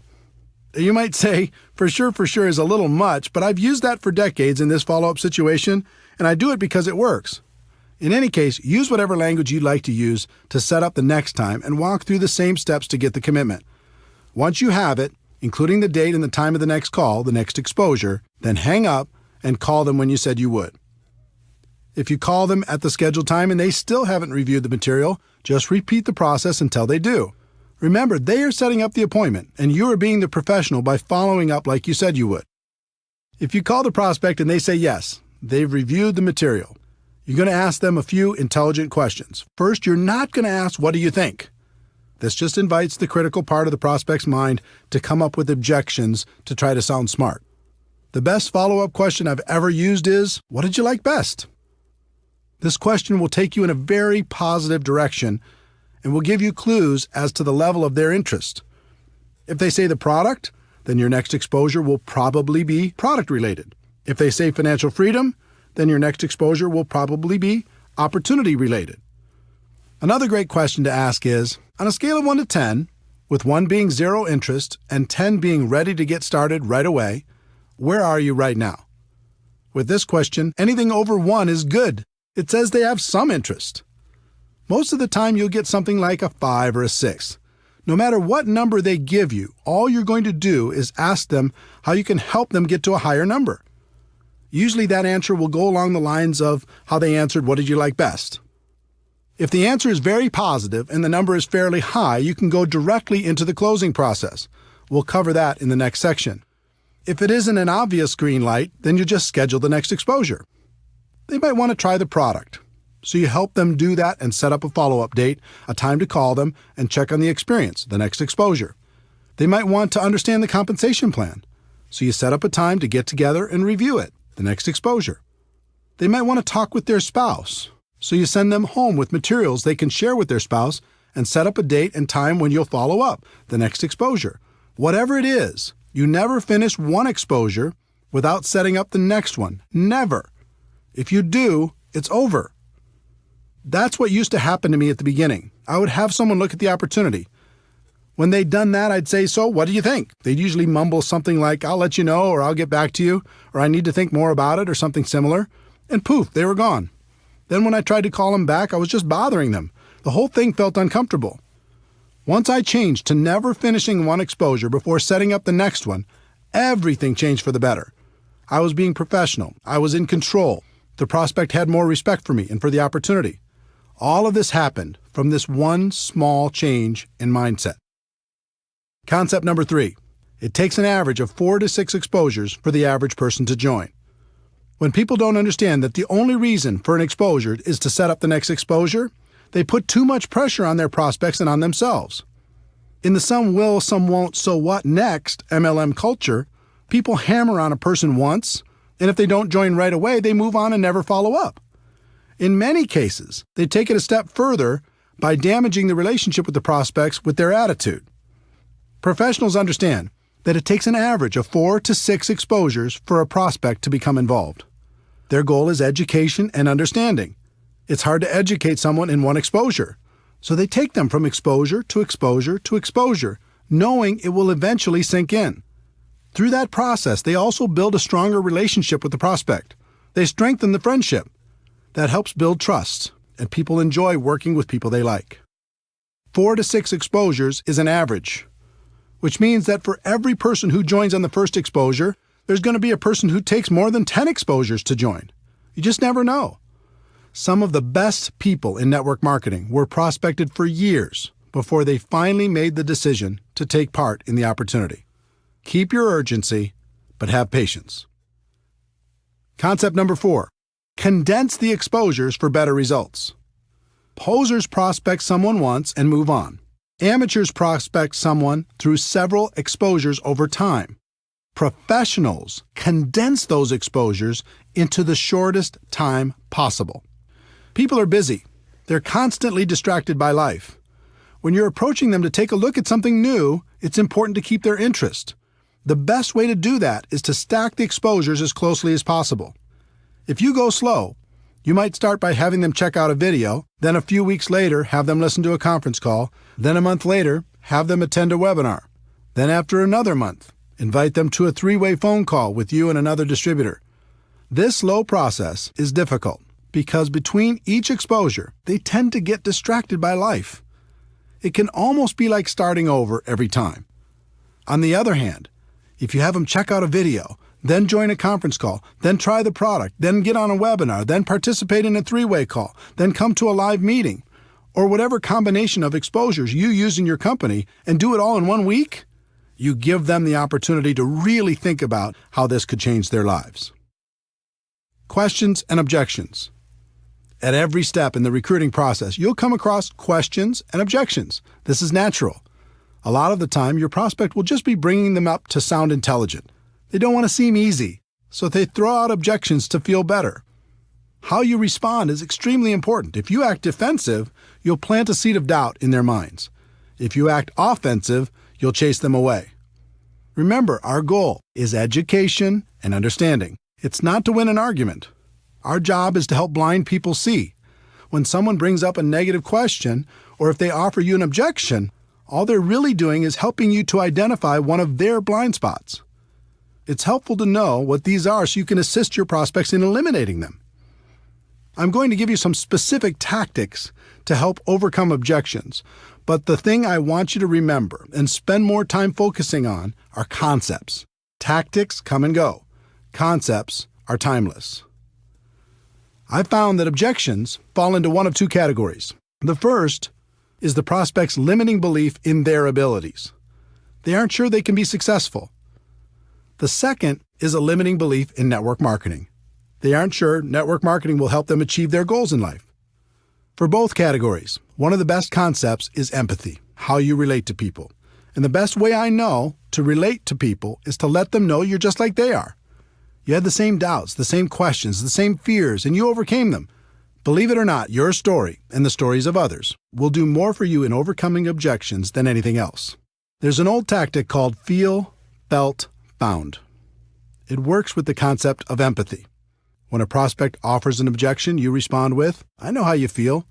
I felt the same way. But here's what I found." You can use that quite literally and with great success. You can also modify it based upon your story and your prospect. When prospects have a limiting belief in their abilities, the common objections in this category are, "I don't have the money. I don't have the time. It's not my thing. I'm not a salesperson. I don't know anyone.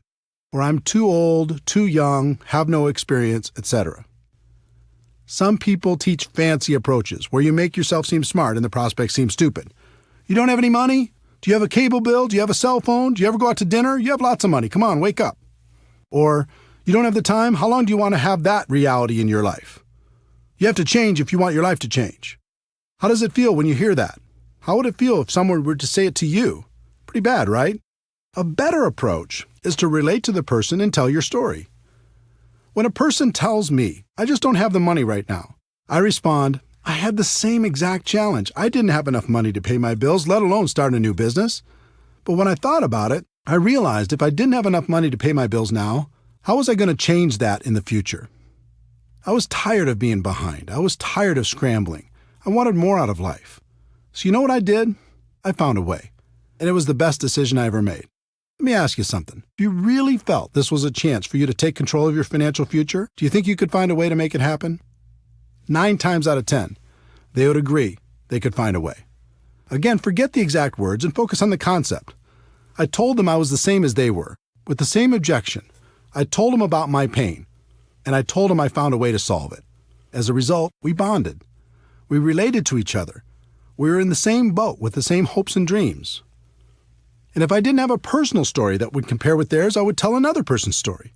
There are plenty of stories inside your company that can relate to virtually every situation. So when a prospect tells you their objection, you can say, I know what you mean. I have a friend who had that same exact problem, and let me tell you their story. Can you see how that approach would work with all the objections based on a person's limiting belief about themselves and their lives? The concept is simple, it's proven, and the results are amazing. When people have limiting beliefs about network marketing, this category includes, is this MLM? Is this one of those things? Is this a pyramid scheme? I'm not interested in MLM. I don't want to bother my friends. And how much are you making? Let's start with the one that strikes fear into the hearts of most people in our profession. Is this MLM? Or variations like, is this one of those things? Or is this a pyramid scheme? Or I'm not interested in MLM. Some people go a little crazy when they hear this question. They say, pyramid scheme, like every corporation in the world, like the government? You mean that? Instead of going crazy on your prospects, it's important to understand where this question comes from. My experience has shown me that they usually knew someone who joined with no success, or else they've done it themselves. Usually they just purchased a virtual lottery ticket like I described earlier and it didn't pay off. This scenario represents well over 90% of the people who will ask this kind of question. The rest of them have heard of opportunities like this and are rightfully skeptical of the promise of getting rich quick. If they ask this kind of question with any sort of emotion, I know they've been involved at some point. So I say, wait a minute. You have a story. What happened? Were you involved in network marketing at some point? Then just let them tell you their story. It opens them up. It lowers their defenses. And it allows you to ask some questions about their experience. Let me give you a typical example. I'm going through my invitation process when the prospect says, wait a minute, is this MLM? And they say it with emotion. I reply, oh, you have a story. Did you try it out at some point? What happened? They say, yeah, I joined a company a few years ago, bought some product, and lost my money. I reply, what do you think was the reason you didn't have success? They say, well, my friend talked me into it. I didn't have a lot of time, and I thought more people would join right away, but they didn't. I guess I just lost interest. I reply, do you think you really gave it a fair shot? They say, no, not really. I reply, do you think network marketing was the problem, or do you think maybe your timing wasn't right? They say it was probably the timing. Do you see the dynamic? I've had thousands of these conversations, and they're all slightly different. But if you ask some questions and are friendly through the process, you have a strong opportunity to help them get rid of their blind spot and take a look at what you have to offer. In addition, you can relate to them by saying you had the same objection initially and telling them how you overcame it. If someone uses the word pyramid with me, I always say, oh no, pyramid schemes are illegal, and I would never be involved with something illegal. For people asking this with emotion attached, I usually respond with, yes, this is network marketing. Do you know anything about it? Again, I'm asking questions and waiting for answers. From those answers, I ask more questions, and through the process, I can achieve my goal of education and understanding. I don't want to bother my friends is slightly different. Again, I relate to them by telling my story or somebody else's story. And then I ask questions like, what makes you think you'd be bothering your friends? If you truly believed in the product, would you let your friends know about it? And if I could show you how we can share this product with others without it feeling or sounding like a sales pitch, would that help you? The last in this category is, how much are you making? If you're making money already, this is a great question. If you're not, your answer depends on how long you've been involved. If you're brand new, you can tell them you're just getting started. If you've been around for a while and not making big money yet, You can tell them you're working part-time and are really excited about your future. You could also say that you're excited about your future with this company because you knew things weren't going to change if you didn't do something to change them. The other way to answer it is to tell your story and then tell stories of people you know who are making good money. You can even suggest setting up a phone conversation with those people so they can feel more comfortable about the opportunity. All of this takes practice, but if you get the concepts down, you'll find it becomes easy. And the other thing that should encourage you is you'll only have this handful of the same objections for the rest of your career. There's nothing new here. What I've listed in this section is about all there is. Remember, our goal is education and understanding. This is a part of the process that makes that goal a reality.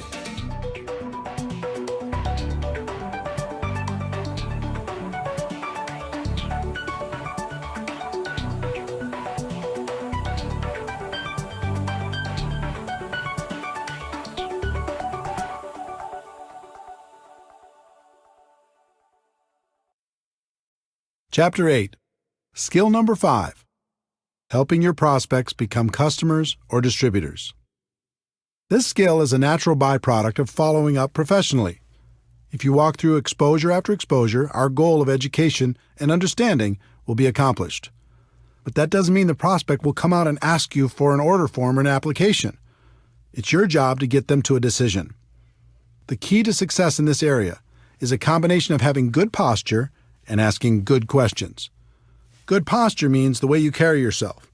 Your words and actions will help your prospect feel more confident about joining your opportunity, or they'll plant seeds of doubt. In my early years, my posture was terrible.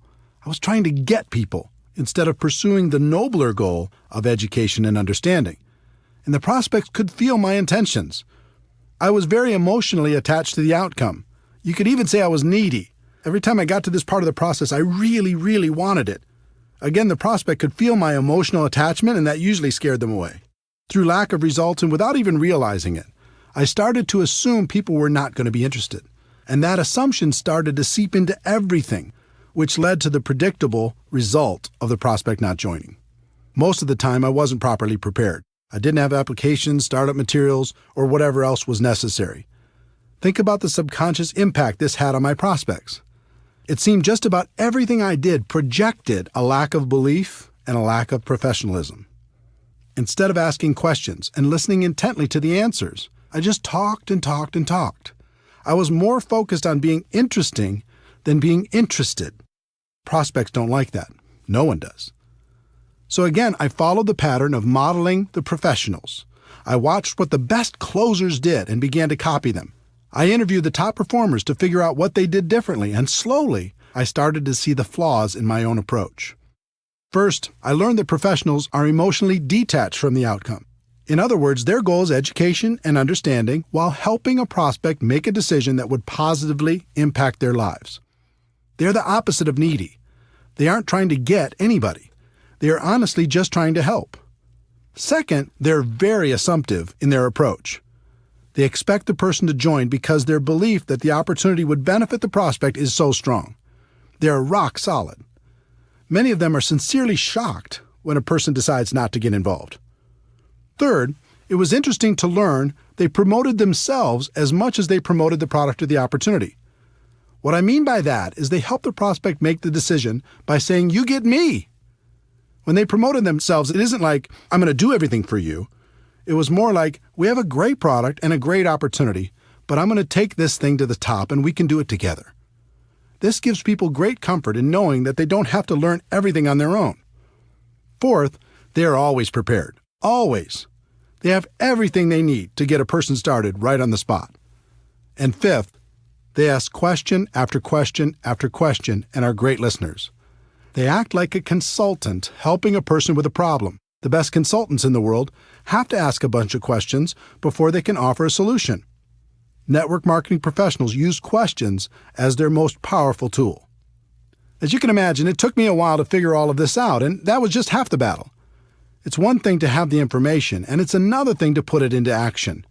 I wasn't as talented as the pros, but I could model what they did, so I just started to act like they acted. I acted emotionally detached. I really wasn't at the beginning. I started to act very assumptive, that people would join. I really wasn't at the beginning. I started to tell people, and you get me, even though I didn't think that was such a huge benefit at the beginning. I was always prepared. I started to ask lots of questions, focusing more on being interested than interesting. And as time went on, I acted less and less and believed more and more. The same can happen for you. Let's talk about questions. If you were a consultant and your job was to figure out if an opportunity was a good fit for your client, what would you do? You'd ask questions, right? In working to help a prospect make a positive decision about your opportunity, you're going to do the same thing. But instead of asking, "What did you think?" which leads nowhere, learn to ask questions that lead in a positive direction. Did it make sense to you? What did you like best about what you just saw? Pretty exciting, isn't it? Can you see how this could be an opportunity for you? Of these examples, the one I used most is, what did you like best? The answer to that question is almost always positive, and it gives you clues as to the area in which they're most interested. Then I like to say, let me ask you a question on a scale of 1 to 10, with 1 meaning you have 0 interest and 10 being you're ready to get started right now. Where are you? They'll give you a number. And it's usually obvious from their number that they either need more information before they'll make a decision or they're leaning towards getting started now.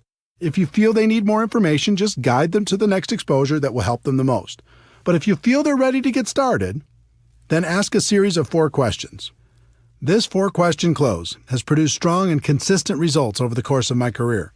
If you learn it and use it, you'll be amazed at how many people you can help. Question number 1. Based upon what you've just seen, if you were to get started with this company on a part-time basis, approximately how much would you need to earn per month in order to make this worth your time? Instead of asking this question, most distributors say things like, "How'd you like to make $10,000 a month?" Don't do that. Instead of prescribing what you think they want, just ask them what it would take to make it worth their time and wait for their answer. Question number 2. Approximately how many hours could you commit each week to develop that kind of income? Now they have to go inside their head and check their mental calendar to see how much time they would invest to get that kind of money. Question number 3. How many months would you work those kind of hours in order to develop that kind of income? This question makes them think about their level of commitment if they want the income from question number 1. Question number 4. If I could show you how to develop an income of, their answer to question number 1, per month, working, their answer to question number 2, hours a week over the course of, their answer to question number 3, months, would you be ready to get started? Most of the time, you'll get a positive answer to this question. And when people say, "Sure, show me how," you can pull out your compensation plan and sketch out a reasonable game plan to achieve their goals. There are rare occasions when people will give you unrealistic numbers. They might say they want $10,000 a month working 2 hours a week for 1 month. Doesn't happen often, but it does happen. If you face that situation, you act as a consultant and say, "I'm sorry, but your expectations are way too high. You can get to $10,000 a month, but it'll take more hours and more months than you're willing to commit. If you're willing to change those expectations, we can talk." If you don't get a positive answer to the 4 questions, that's okay. That means the prospect will need to have more exposures before they're ready. Schedule the next one and repeat this process when you're done. This skill will take practice, but it's a skill that will serve you for the rest of your career. If you're tired of having too many people thinking about it and not enough taking action, this will help.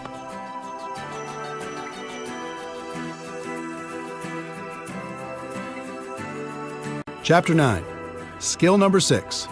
Helping your new distributor get started right. In network marketing, people invest enormous effort, time, and money into getting people signed up, and then squander that investment by leaving their new distributors to figure everything out for themselves. Professionals don't do that. They set proper expectations, they help get some quick results, and then continue to guide the new distributor through the many phases of our profession. I was lucky enough to have an early mentor, Michael Nelson, who is very skilled at guiding new distributors. Michael wasn't in my upline, but he was clearly the leader in my city. In addition, he had a lot of experience in our profession. So I listened to what he said, I watched what he did, and I asked him tons of questions. Back in those days, he had a small office close to my home, and I was always hanging around trying to learn something. Michael was a very successful recruiter. He was always bringing on new people, And for the most part, Michael's people did well in the business. That wasn't happening for me. The few people I recruited did nothing. As I watched Michael, I noticed that every time he signed up a new distributor, he scheduled what he called a game plan interview. I decided to model what he did. So the next time he met with a new distributor, I sat behind them close enough to take notes on their conversation. I did this several times and was surprised to learn he went through the same exact interview every time. I thought if I could learn that interview process, then I'd have a chance at his results. Game plan interview, part 1. He validated their decision to become a distributor. He said things like, "Congratulations on making the decision. I'm proud of you for taking charge of your life. From now on, things are going to be different for you and your family." It always took less than 5 minutes, but by the end of their discussion, any doubt they may have had about becoming a distributor was gone. They felt great. Game plan interview, part 2. He set their expectations. He knew most people came into our business with unrealistic expectations, so he always said the same 3 things. If you succeed in this business, it's going to be you who creates that success, not me. And if you fail in this business, it's going to be you who creates that failure, not me. You're going to be the difference between success and failure. I'm here to guide you every step of the way, but I can't do it for you. I'm here to work with you, but not for you. Wow, this was a radical concept and so different from the conversations I had when I got a person started. I said things like, "I get paid from what you produce, so essentially I work for you." Well, what kind of expectation do you think that set in the new distributor's mind? I'd also say, "We are going to build a business together," when that wasn't really true. They needed to build a business. I could be a resource, but I couldn't do it for them. The next thing he said was, "My job is to help you become independent from me as quickly as possible. Do you agree that that's a good goal?" Again, this was radical, but it made sense. Up to that point, I had a group that was extremely dependent on me. They only did something when I pushed. But Michael had a group that produced on their own without his constant help. He had duplication and freedom. I didn't. This set the relationship up, so Michael would be the teacher for his group and not the slave. He could show them the skills, and then they could independently build from that point forward. The third thing he said was, "There will certainly be ups and downs as you build your business. There'll be good times and bad times. I'll know when you're in one of the bad times, when you aren't calling me, you aren't showing up for meetings, you aren't on the calls, if I start hearing excuses, that sort of thing. When that happens with you, and it happens with everyone, how do you want me to handle that? Do you want me to leave you alone? Or do you want me to be persistent and remind you why you made this decision in the first place?" This was brilliant, because it's true that everyone will have times of self-doubt.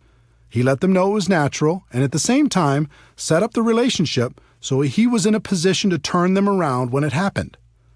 What Michael accomplished with these 3 concepts was so different from promising the world like I was doing, that it was night and day. With my approach, the distributor would sit back and wait for me to perform.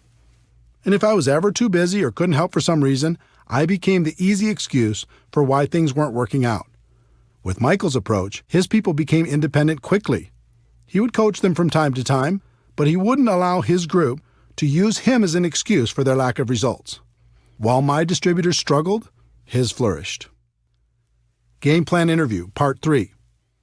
Michael went through a getting started checklist to help the new person have the best chance for success. The exact plan would be different for every company, but the concept was to do everything possible to get quick results. Here are some examples of what you could include in your getting started checklist. 1. Make sure your new distributor is set up with appropriate products. Just about every company has products that can be personally used by the distributor, so make sure your new person is doing that. Depending on your company, this may include a monthly commitment. It's very important that people develop an emotional attachment to the products, and that can only happen if they are using them and enjoying the benefits. In addition, many companies have products that can be sampled or used in demonstrations. In that case, new distributors should have an appropriate supply so they're properly prepared. 2. Make sure your new distributor is set up with appropriate tools. We've talked about the importance of third-party tools in building a large and successful network marketing business.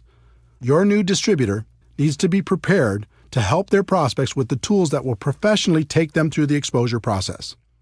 3. Make sure your new distributor gets connected. Show them how to find things on the company website, where the upcoming events are being held, when the leadership calls or webinars are being conducted, etc. Remember, our goal is to help them become independent as quickly as possible. This is an important step in making that goal a reality. 4. Make sure your new distributor has a basic understanding of the compensation plan.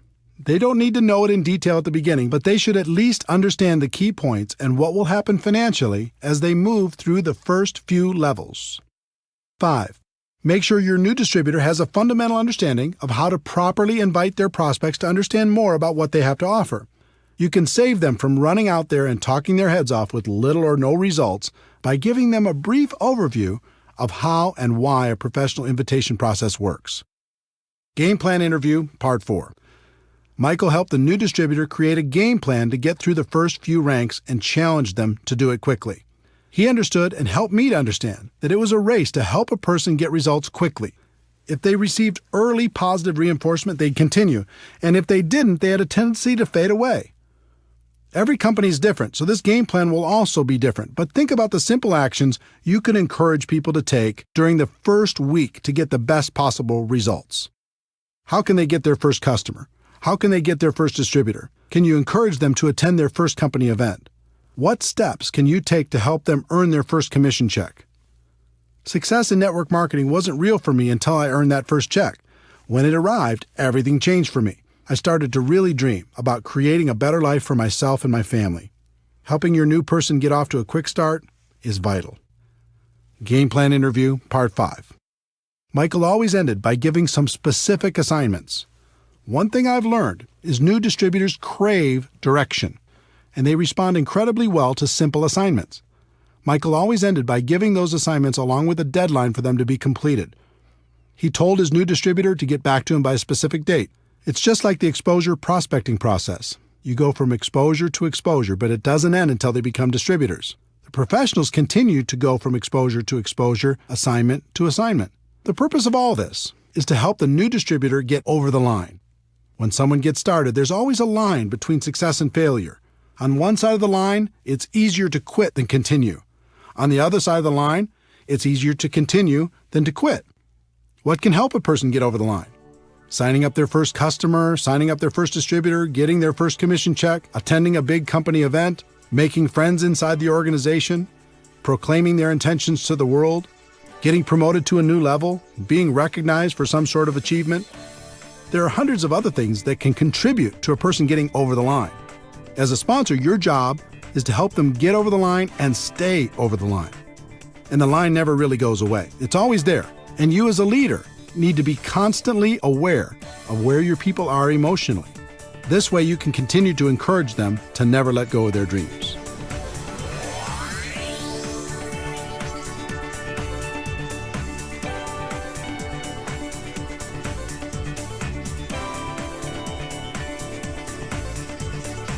Chapter 10. Skill 7. Promoting events. In network marketing, meetings make money. It's just that simple. Yes, technology can help us connect with people in ways that are becoming more and more efficient, but nothing replaces face-to-face interaction.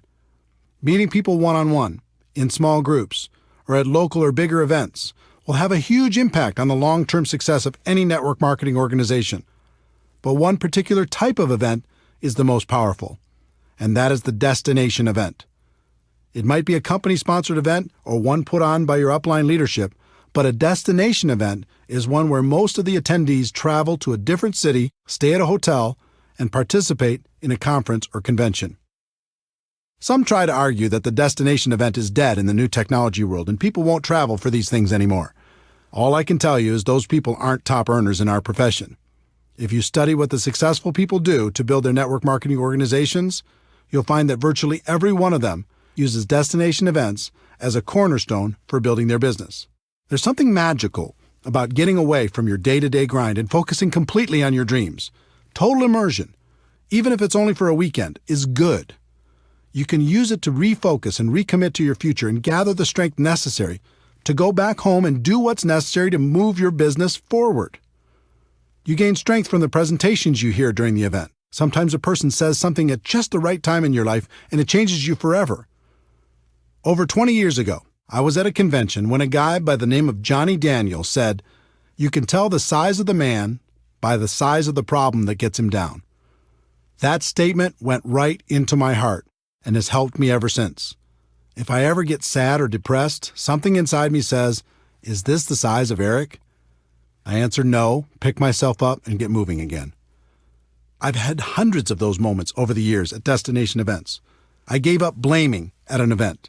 I decided to become a professional at an event. I realized no one could stop me at an event. I decided to go to the top at an event. In fact, as I think back, I can't think of a single significant moment in my network marketing career that didn't happen at an event. They're that powerful. In addition to gaining strength from the presenters, you'll also receive incredible validation of your decision to be involved. It's a concept called social proof, and it's very important. As human beings, we're wired to seek proof from sources outside of our own thoughts and experiences. At a destination event, you'll see lots of other people who've made the same decision you have, and that feels good. Also, you'll see how some of them have overcome their fears and gone to the highest levels in your company. You start to think, if they can do it, maybe I can do it too. There's also some positive peer pressure involved. Most destination events include recognition programs: who won the contest, moved to the next rank, earned the top income, or spoke from the stage. When I went to my first event and I saw all the people walking across that stage, I had one thought: the next time, I'll be walking across that stage. It was inspiring that so many people had accomplished what I hadn't done yet. It made me think I could do it, and it made me work on a plan to make it happen. In addition to being inspired, I also didn't want to show up at the next event without some improvement in my business. That positive peer pressure helped me face my fears and make it happen. Overall, the sense of community at a destination event is comforting. We all live in a world filled with ignorant people when it comes to network marketing. That can be discouraging at times. But when we go to a big event, suddenly we're surrounded by people who think like we think. They have similar beliefs, hopes, dreams, aspirations, and positive attitudes. Spending time with this amazing group of people can literally fill us back up again, so we have strength for the next push. Once you understand how important destination events are to the success of your business, you need to learn how to effectively promote them to your organization. It's really simple. The more people from your group attend events, the more money you're going to make in our profession. Top leaders know exactly how many people are attending, and they make sure to grow that number at every new event. Think about it. Take two distributors who each have a group of 100 people. Distributor A makes it a priority and gets everyone to attend every major destination event. Distributor B doesn't make it a priority, so only a handful attend. Which group is going to be more successful? It's not even a contest. The first step in developing a culture that promotes attendance at destination events is to personally be more committed than anyone else to attending and helping others make the same decision.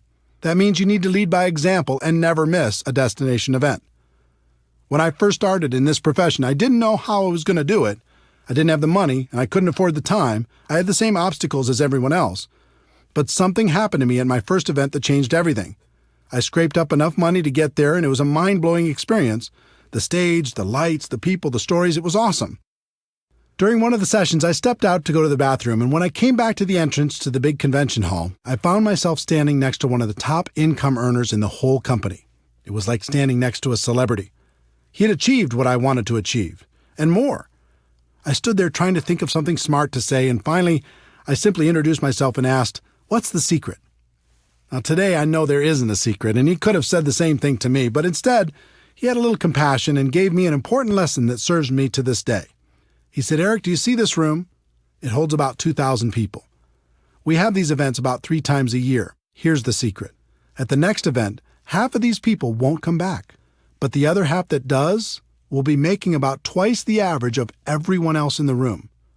Your job is to be in the 1,000 people who come back." And it doesn't stop there. At the next event, half of those 1,000 won't come back, but the 500 who do will be making 4 times the amount of the average in the room. This continues from event to event. If you continue to come back, you'll end up being among the highest paid people in the room, and eventually, you'll even find yourself presenting on stage. I said, "That's it?" And he replied, "Eric, obviously you're going to have to continue to work on your skills in between events, but my experience has shown me that if you outlast people at our big events, you'll make it to the top." This was pretty simple for me to understand. I thanked him and made a resolution on the spot to never miss a big company event. It wasn't easy. Sometimes the event tickets alone were a problem. I made it a priority and found a way to buy them. Sometimes childcare was an issue. I relentlessly searched for babysitters until we found someone we could trust. Sometimes I struggled with how to get to the event. Instead of taking a nice, comfortable direct flight, sometimes I had to book one with 2 or 3 connections. Instead of flying, sometimes I had to drive, even piling into one vehicle with a group of people to get there. There were even times when I reserved a bus and recruited people in my area to share the ride. The point is, I made it a priority and I made it to the event, no matter what. As for accommodations, today I stay in a suite, but it wasn't always that way. At the beginning, I often shared a room with as many people as possible. Instead of room service, we'd go to the local grocery store and get food for inexpensive meals.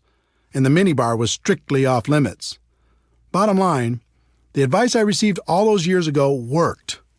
Because I was ambitious and hungry, I figured out a way to outlast the people who were less committed.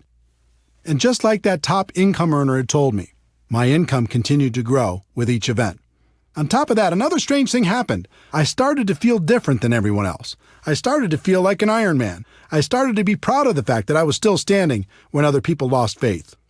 So if you're more committed than anyone else to attending the destination events, that all-important commitment will serve you very well. Once you're fully committed, the next step is to grow the number of people on your team that attend with you. Most people announce the next big event to their group, sit back, and hope people register. Professionals understand there's a big difference between an announcer and being a promoter. Promoters make the event a priority in their group. They are relentless with their message. They tell stories that inspire people to action. They take nothing for granted and don't rest until people have registered. They paint a picture in people's minds about how great the event will be and the benefits of attending. One thing I learned long ago was to never buy someone's excuse, at least at the beginning. I can't tell you how many people started off by telling me the reasons they couldn't attend the next destination event, only to find out that their reason was just an excuse and wasn't really true. The problem with amateurs is they buy that first story, and that's the end of it. Person says, I can't get off work, or I can't afford it, or I can't arrange childcare, or who's going to watch my dog, or there's a birthday party that weekend. And the amateur says, oh well, it is what it is. I hope you can make it to the next one. The professional has a completely different mindset. When they hear an objection, they don't buy that story because they know it's probably not real, or at least not real enough. Instead, they work with that person to help them understand the meaning and importance of attending the event. Then they brainstorm with them to figure out a way to overcome their initial problem. I can't tell you how many people I've talked to who had already decided they were not going to attend the next event, and within 5 minutes, they changed their mind and registered. The lesson here is to tell your story, don't buy theirs. Think of this skill as if you're a publicly traded company and your stock value is tied directly to how many people you have at each destination event. If that were the case, you'd make it a priority to always have a bigger number at the next event, wouldn't you? You might start with just you at the first event, but then the goal needs to be to bring someone with you to the next one and to grow that number at the next and the next and the next. There's no such thing as a silver bullet in network marketing, but this skill is as close as it gets.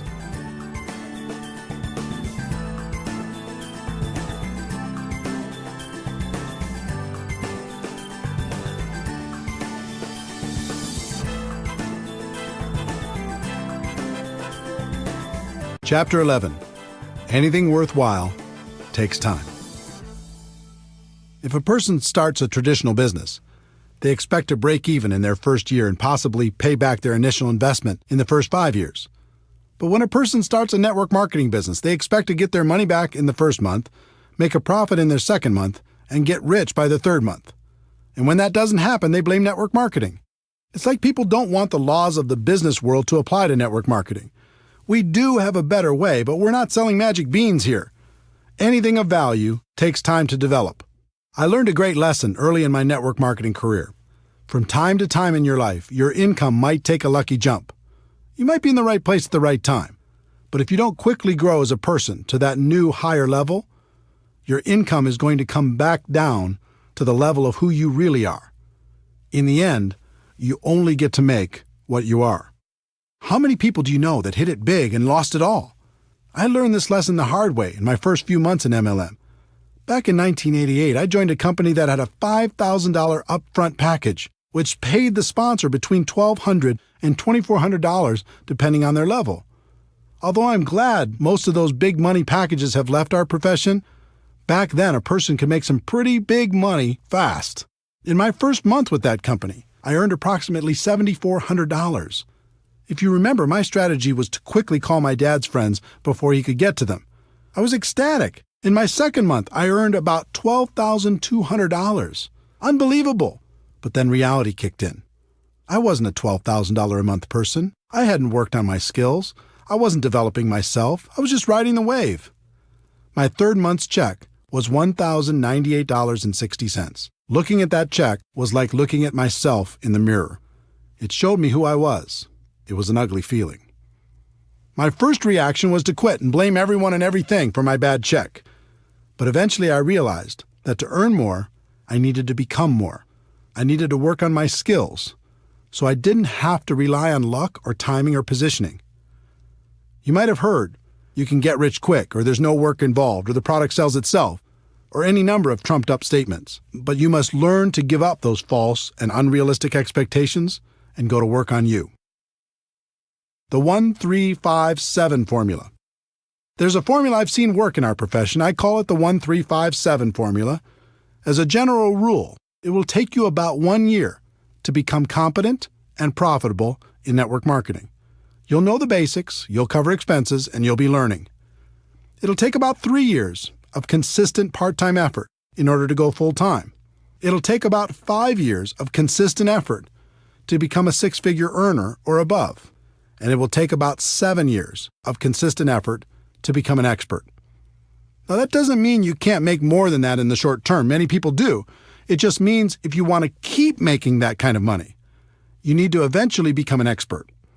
When you think about it, 7 years isn't so bad, especially when a good portion of it is part-time. You're going to be 7 years older anyway. You might as well become an expert over that period of time instead of just going through the motions. How to learn. Once you make the commitment to focus on your skills, the next thing you need to do is figure out the best way to learn. One of the best things that ever happened to me was realizing there are no bad experiences and no good experiences, only learning experiences. This was a major breakthrough. In other words, let go of the outcome and focus on what you can learn from every experience. This took so much pressure off me. Instead of always looking for great experiences, I started focusing on how many experiences I could have, because the more I had, the more I could learn. Another attribute of a top earner in MLM is they are what I like to call an active student. As a professional, they're always learning, always growing, always trying to get better. Lou Holt said it best. In this world, you're either growing or you're dying, so get in motion and grow. I think that's true. Never stop learning. Model successful behavior. Try to avoid reinventing the wheel when you get involved in this profession. The hard work has already been done. No matter what company you're in, it's easy to find someone who's very successful. Doesn't matter if it's getting customers, finding prospects, inviting, presenting, following up, closing, getting people started, building for events, or any other skill. There are people in your company right now who have them mastered. And unlike other professions, the successful people in your company are eager to share their secrets. All you need to do is model their behavior, and you can begin to enjoy their results. Study. Audio programs got me started. Back in 1988, someone gave me a bootleg copy of a talk Jim Rohn gave to the Shackley Company. It was called The Seed and the Sower, and it rocked my world. I bet I listened to that audio cassette in my car 500 times. From there, I did some homework on Jim Rohn and purchased his Challenge to Succeed audio program. Jim Rohn gave me hope, but more than that, he gave me direction in my continual personal development. That audio program launched my personal development journey. Through the years, I continued with dozens of different audio programs, all incredibly helpful in keeping my mind right. There's something magical about audio. It whispers in your ear, reminding you of your dreams, of your potential, and how to get there. In addition, it's repetitive. You probably won't read a book over and over, but you'll listen to an audio program over and over, especially if it's entertaining. And it seems like each time it's different, and it is because you're different. Jim Rohn also taught me to be a reader. No matter what you're trying to learn, there's someone who's devoted their entire life to the subject and is offering it to you for pennies. Take them up on that offer. In our electronics-focused, attention-deficit society, fewer people seem to read books. That's not true for leaders. Ask the top-earning distributors if they're readers. More importantly, ask them what they're reading. I wasn't much of a reader before I became a network marketing professional, but since 1988, I've read an average of about 4 books a month. Those books have shaped my life and my career for the better. Commit to just 10 pages a day, and you can read a 300-page book in a month. That's a great start. Video. Video is another source of great learning. Sometimes I like to watch training programs instead of just listening. It's part of the reason I decided to use video as my main focus at networkmarketingpro.com. I found if I created a short video with interesting information every day, people receive tremendous value. If you'd like to check out hundreds of free videos, you can go to networkmarketingpro.com. It's free. Online. The internet has changed the way we learn and gather information. You could take advantage of online tutorials, watch online videos, attend online webinars, or even watch events live with streaming technology. Events. The best way I know to really internalize life-changing information is to attend live events. As I've already told you, most of my defining moments have come from events. On one side, there's always good information for a person who's listening. On the other side, when you eliminate all of the other distractions in life and just focus, like you do at an event, you have a chance to really hear. Both sides are good. Be careful of distractions. With all of the choices available to you in terms of studying your craft, now more than ever, you must be careful about what you allow into your mind. People everywhere will try to distract you with their latest and greatest breakthrough, and it can be very tempting to jump at all those opportunities. You should be focused on a very narrow range of skills: finding prospects, inviting, presenting, following up, closing, getting people started right, and promoting events. Make sure you master those skills before adding anything else to your to-do list. Take action. Almost all of the learning in MLM is in the doing. If you want to learn how to talk to people on the phone, then talk to more people on the phone. If you want to learn how to do a home presentation, then do more home presentations. You'll certainly figure it out. That doesn't mean you shouldn't continue to seek knowledge on the skill sets for success in MLM, but it does mean you shouldn't wait for complete knowledge before taking action. Part of the reason people avoid taking action is they're afraid they'll be embarrassed. If you want to be successful in network marketing, you must learn to set that fear aside. Here's why. It's very difficult to look good and get better at the same time. Instead of being afraid of how you look as you're learning and growing, be afraid of not taking action and living a life at a fraction of your potential. Let me give you a concept that has served me for over 20 years in the area of developing my skills. Back in the early 1990s, a friend and I were searching for a great network marketing product. We traveled the country and met with many interesting people. Our journey led us to an organization in Michigan called the High Scope Educational Research Foundation. They had a progressive and proven way to teach children how to learn more effectively. High Scope has many components, but the one that struck me then is the one I've used to this day, called Plan, Do, Review. Here's how the company explains the process. In the Plan, Do, Review process, children make plans, carry them out, and reflect on what they have done. In doing so, children learn to take initiative, solve problems, work with others, and accomplish their goals. Their play becomes more purposeful and focused. By making Plan, Do, Review a successful and integral part of your classroom's daily routine, you'll learn how you can promote learning and build on children's interests and intrinsic motivation. When I heard what they were saying on how to use it as a teaching tool for children, the only thing that was rolling around in my mind was how I could use it for myself and the people in my organization. While things didn't work out for turning the High Scope product into a network marketing product, I'll be forever grateful to their organization for helping me and hundreds of thousands of people all over the world to use this concept to build a better business. Here's how I've used and taught the concept for over 20 years now. Choose a skill you want to develop. 1. Make a plan. 2. Do your plan. 3. Review your results to see how you could do better next time. Most people don't make a plan. They just charge out there and do. Even more people never review their results to see how they could improve. Do you see how this connects with no good experiences and no bad experiences, only learning experiences? 1. Make a plan. 2. Do your plan. 3. Review your results, good or bad, to see how you could do better next time. 4. Make a better plan. 5. Do that better plan. 6. Review those results, good or bad, to see how you could do better next time. 7. Never stop applying Plan, Do, Review, and you'll eventually become an expert through trial and error. This little secret to learning in MLM is one of the most powerful I've shared. It's become part of my DNA. I hope the same happens for you. Teaching. Would it surprise you to know that teaching is one of the best ways to learn? It's true. If you want to really master something, teach it to others. Teaching burns a groove in your brain like nothing else can. Who do you think gets the most benefit from the daily video shows at networkmarketingpro.com? I do. I have to think about it, prepare, and present the message every day, so it helps keep me sharp and on top of my game. The lesson for each of you should be to find someone to teach. Even if you just have one person in your group, start there. And as your group grows, look for more and more opportunities to teach. You'll get the most benefit. Your associations. This is another important lesson from Jim Rohn.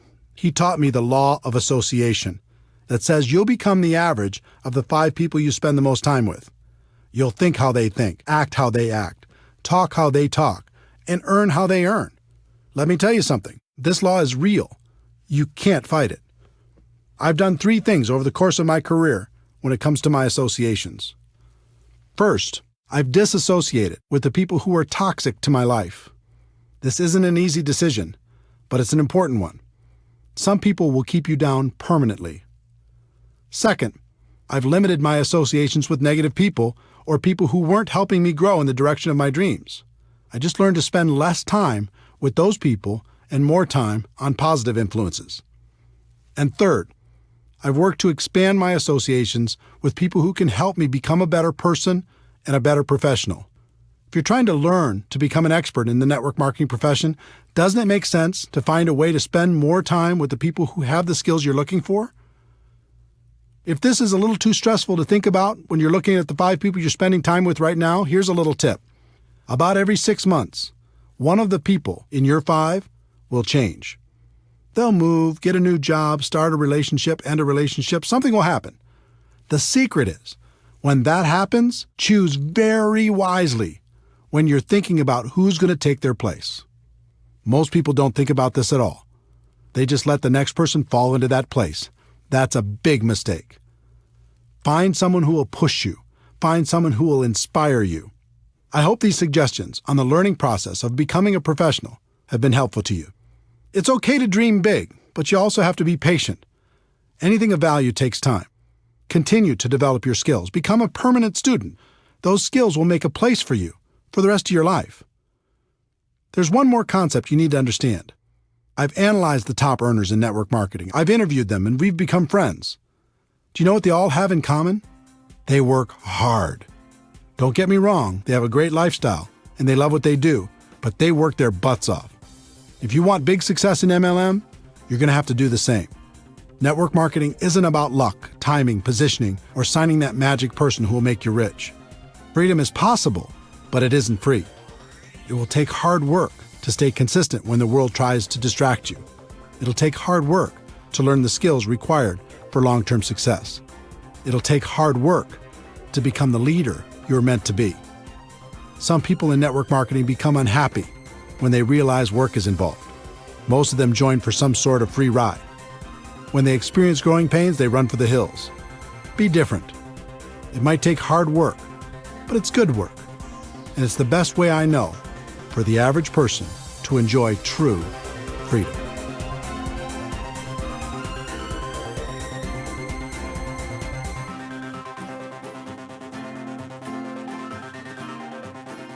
Chapter 12. It's all worth it. Network marketing can be challenging. It's an emotional experience. The ups and downs can be dramatic. But in the end, for so many reasons, it's all worth it. The career you'll create. If you decide to become a network marketing professional, you'll not only create an income for yourself, but you'll create a career. I think about this a lot. Consider the skills required to be a doctor, a lawyer, a big company CEO, or even a world-class musician. You're talking about a high level of skill and a fairly high level of income. Now consider the skills necessary to become a network marketing professional. They are tiny in comparison, and yet many network marketing professionals enjoy a higher level of income and most certainly a higher degree of freedom. If you look at any career, there's a barrier of entry, how hard it is to get in, and a long-term benefit, what you get if you do get in. For example, a doctor might have 12 years of school plus an internship. That takes intelligence some of us don't have, money some of us don't have, or even possibly contacts some of us don't have. At the end, they get to enjoy long-term benefit, although many of them would say the benefit wasn't worth the investment. There's always a ratio between the barrier of entry and the long-term benefit. There's no question in my mind that of all the professions in the world, the profession of network marketing has the best ratio when you compare the low barrier of entry with the high long-term return. One of the best decisions in my life was making a career out of network marketing instead of just messing around. Becoming a professional made all the difference, and now it's great fun to spend a good portion of my time helping other people do the same thing. The freedom you'll enjoy. Freedom is an interesting word. When it comes to work, I think we understand the concept, but not the entire meaning. For me, freedom means having choices. It means living the life I want to live instead of the life other people want me to live. Do you remember the imagination you had as a child? Imagine your life without limits. You wake up when you're done sleeping. You're doing work that is fulfilling and makes you happy. You get to work with people you enjoy. You don't have to compromise all the time. You work when you feel like working, but you also play when you feel like playing. You get to spend tons of time with the people who are important to you. You're living a big life and not wasting away in a box. When you get a clear picture of what freedom is about, you'll find the price you need to pay to achieve it in network marketing is very low. Facing your fears and living a life that's free is easy. Spending the rest of your days living half a life is hard. The lives you'll touch. It's one thing to create freedom for yourself and your family. It's another thing altogether to help someone else do the same. There are so many people struggling in this world. You have the ability to help people see a bigger picture for themselves. You can give hope to the hopeless. You can encourage their dreams. You can provide them with the inspiration necessary to face and overcome their fears. One of my greatest joys is to appear in someone else's testimonial. It's great to hear that someone was lost, and in some small way, I was able to help them find their way. Network marketing allows you to do this on a big scale. Not only can you help one person, but you can help hundreds or even thousands to live a better life. And the exciting thing is, that's just the beginning. It's just like throwing a rock into a pond. When it hits the water, you see the ripples growing larger and larger until they hit every edge of the pond. In network marketing, sometimes you don't see all the ripples. You might be aware of the impact you had on one person's life, and maybe one or two more ripples, but they keep growing whether you see them or not. That's why I do what I do. It's why I wrote this book. I know people will be positively impacted, and that's a stone thrown in the water. But then they'll make a positive impact on others, and the ripples begin. And those people will do the same and over and over and over again. With network marketing, you really can make a difference. The people you'll meet. Network marketing has introduced me to the most amazing people.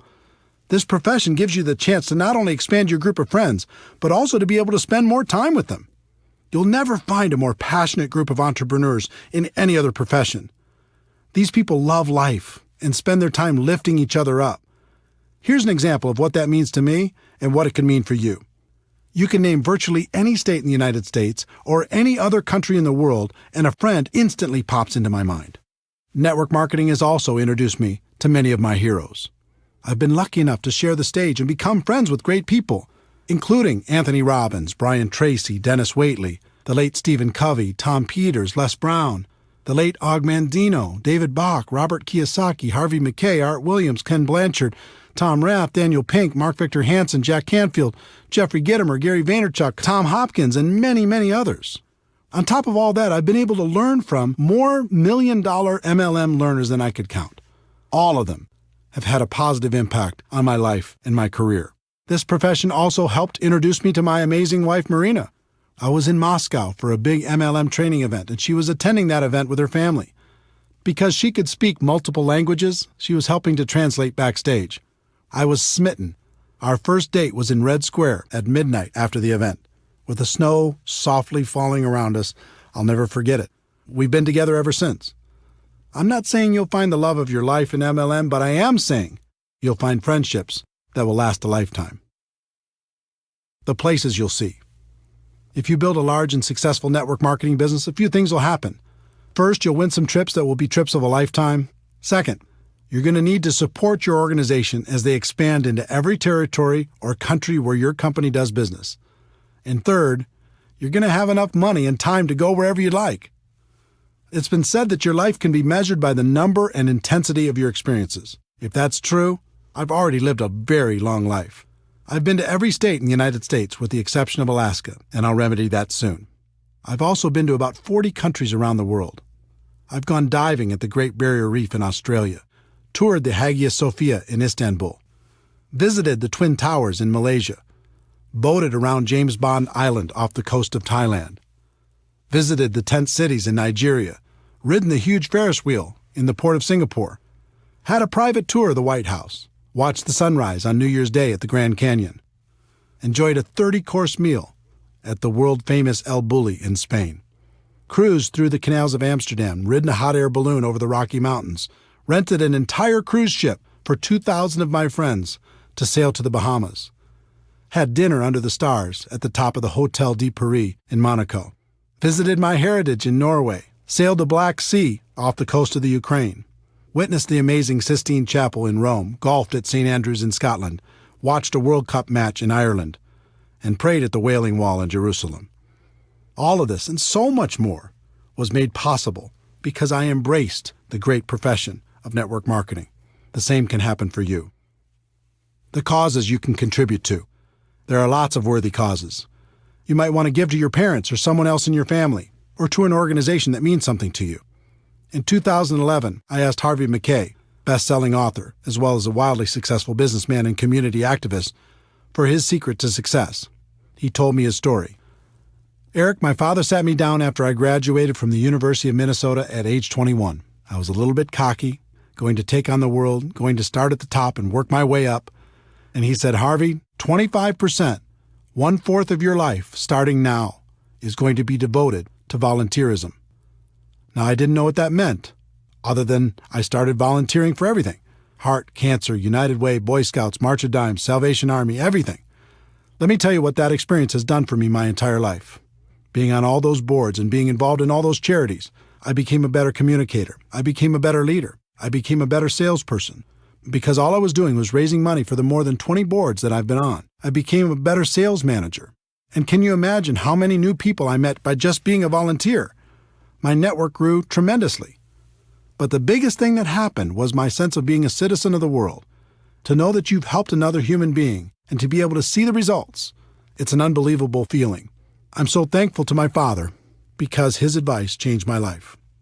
This interview changed my life because it impacted my thinking on contribution. I'd always thought that there was really only one way to help a worthy cause, and that was with your money. But after my conversation with Harvey, I realized that there was 3 ways to help. The first is with your money. Of course, you can write a check, and that's wonderful. Network marketing can allow you to write bigger checks than you could ever imagine before. The second is with your time. Like Harvey said, you can dedicate a portion of your life to causes that are important to you. He chose 25%. You could choose whatever you'd like, but I'd encourage you to choose. And by time, I don't mean just volunteering a few hours here and there at the shelter or something. I mean, give your time to creative thinking, raising awareness, and raising money. And the third is probably most important, and that is with your influence. Take the time you're going to spend on your cause and put all of your influence behind it. Inspire your organization to do something great with you. Encourage your company to get involved. Leverage your network to do great things. You are powerful, and more so because of your involvement in network marketing. Use that influence for good. It'll change your life for the better. The person you'll become in the process. Network marketing changed my life for the better because it forced me to become a better person. As a profession, we move products and services to the customers who want them, but our real purpose is much deeper. At its core, this profession is an incubator for personal growth. You'll learn how to face your fears. You'll learn how to solve problems. You'll learn how to feed your mind with positives and protect your mind from negatives. You'll learn how to grow stronger. You'll learn how to lead. When I first started out in this profession, I did almost everything out of fear. I was afraid I wouldn't succeed. I was afraid I was going to run out of prospects. I was afraid I was going to miss out on the opportunity. But over time, that fear went away.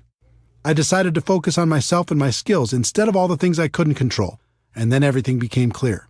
I learned the true secret of network marketing. The greatest benefit isn't getting what you want. The greatest benefit is what you'll need to become in order to get what you want. I learned what was always there and what has been passed down for ages. The journey is everything. Thank you for taking this journey with me. Let me conclude by sharing what I say at the end of every Network Marketing Pro video. Ladies and gentlemen, my wish for you is that you decide to become a network marketing professional, that you decide to go pro, because it is a stone cold fact that we have a better way. Now let's go tell the world.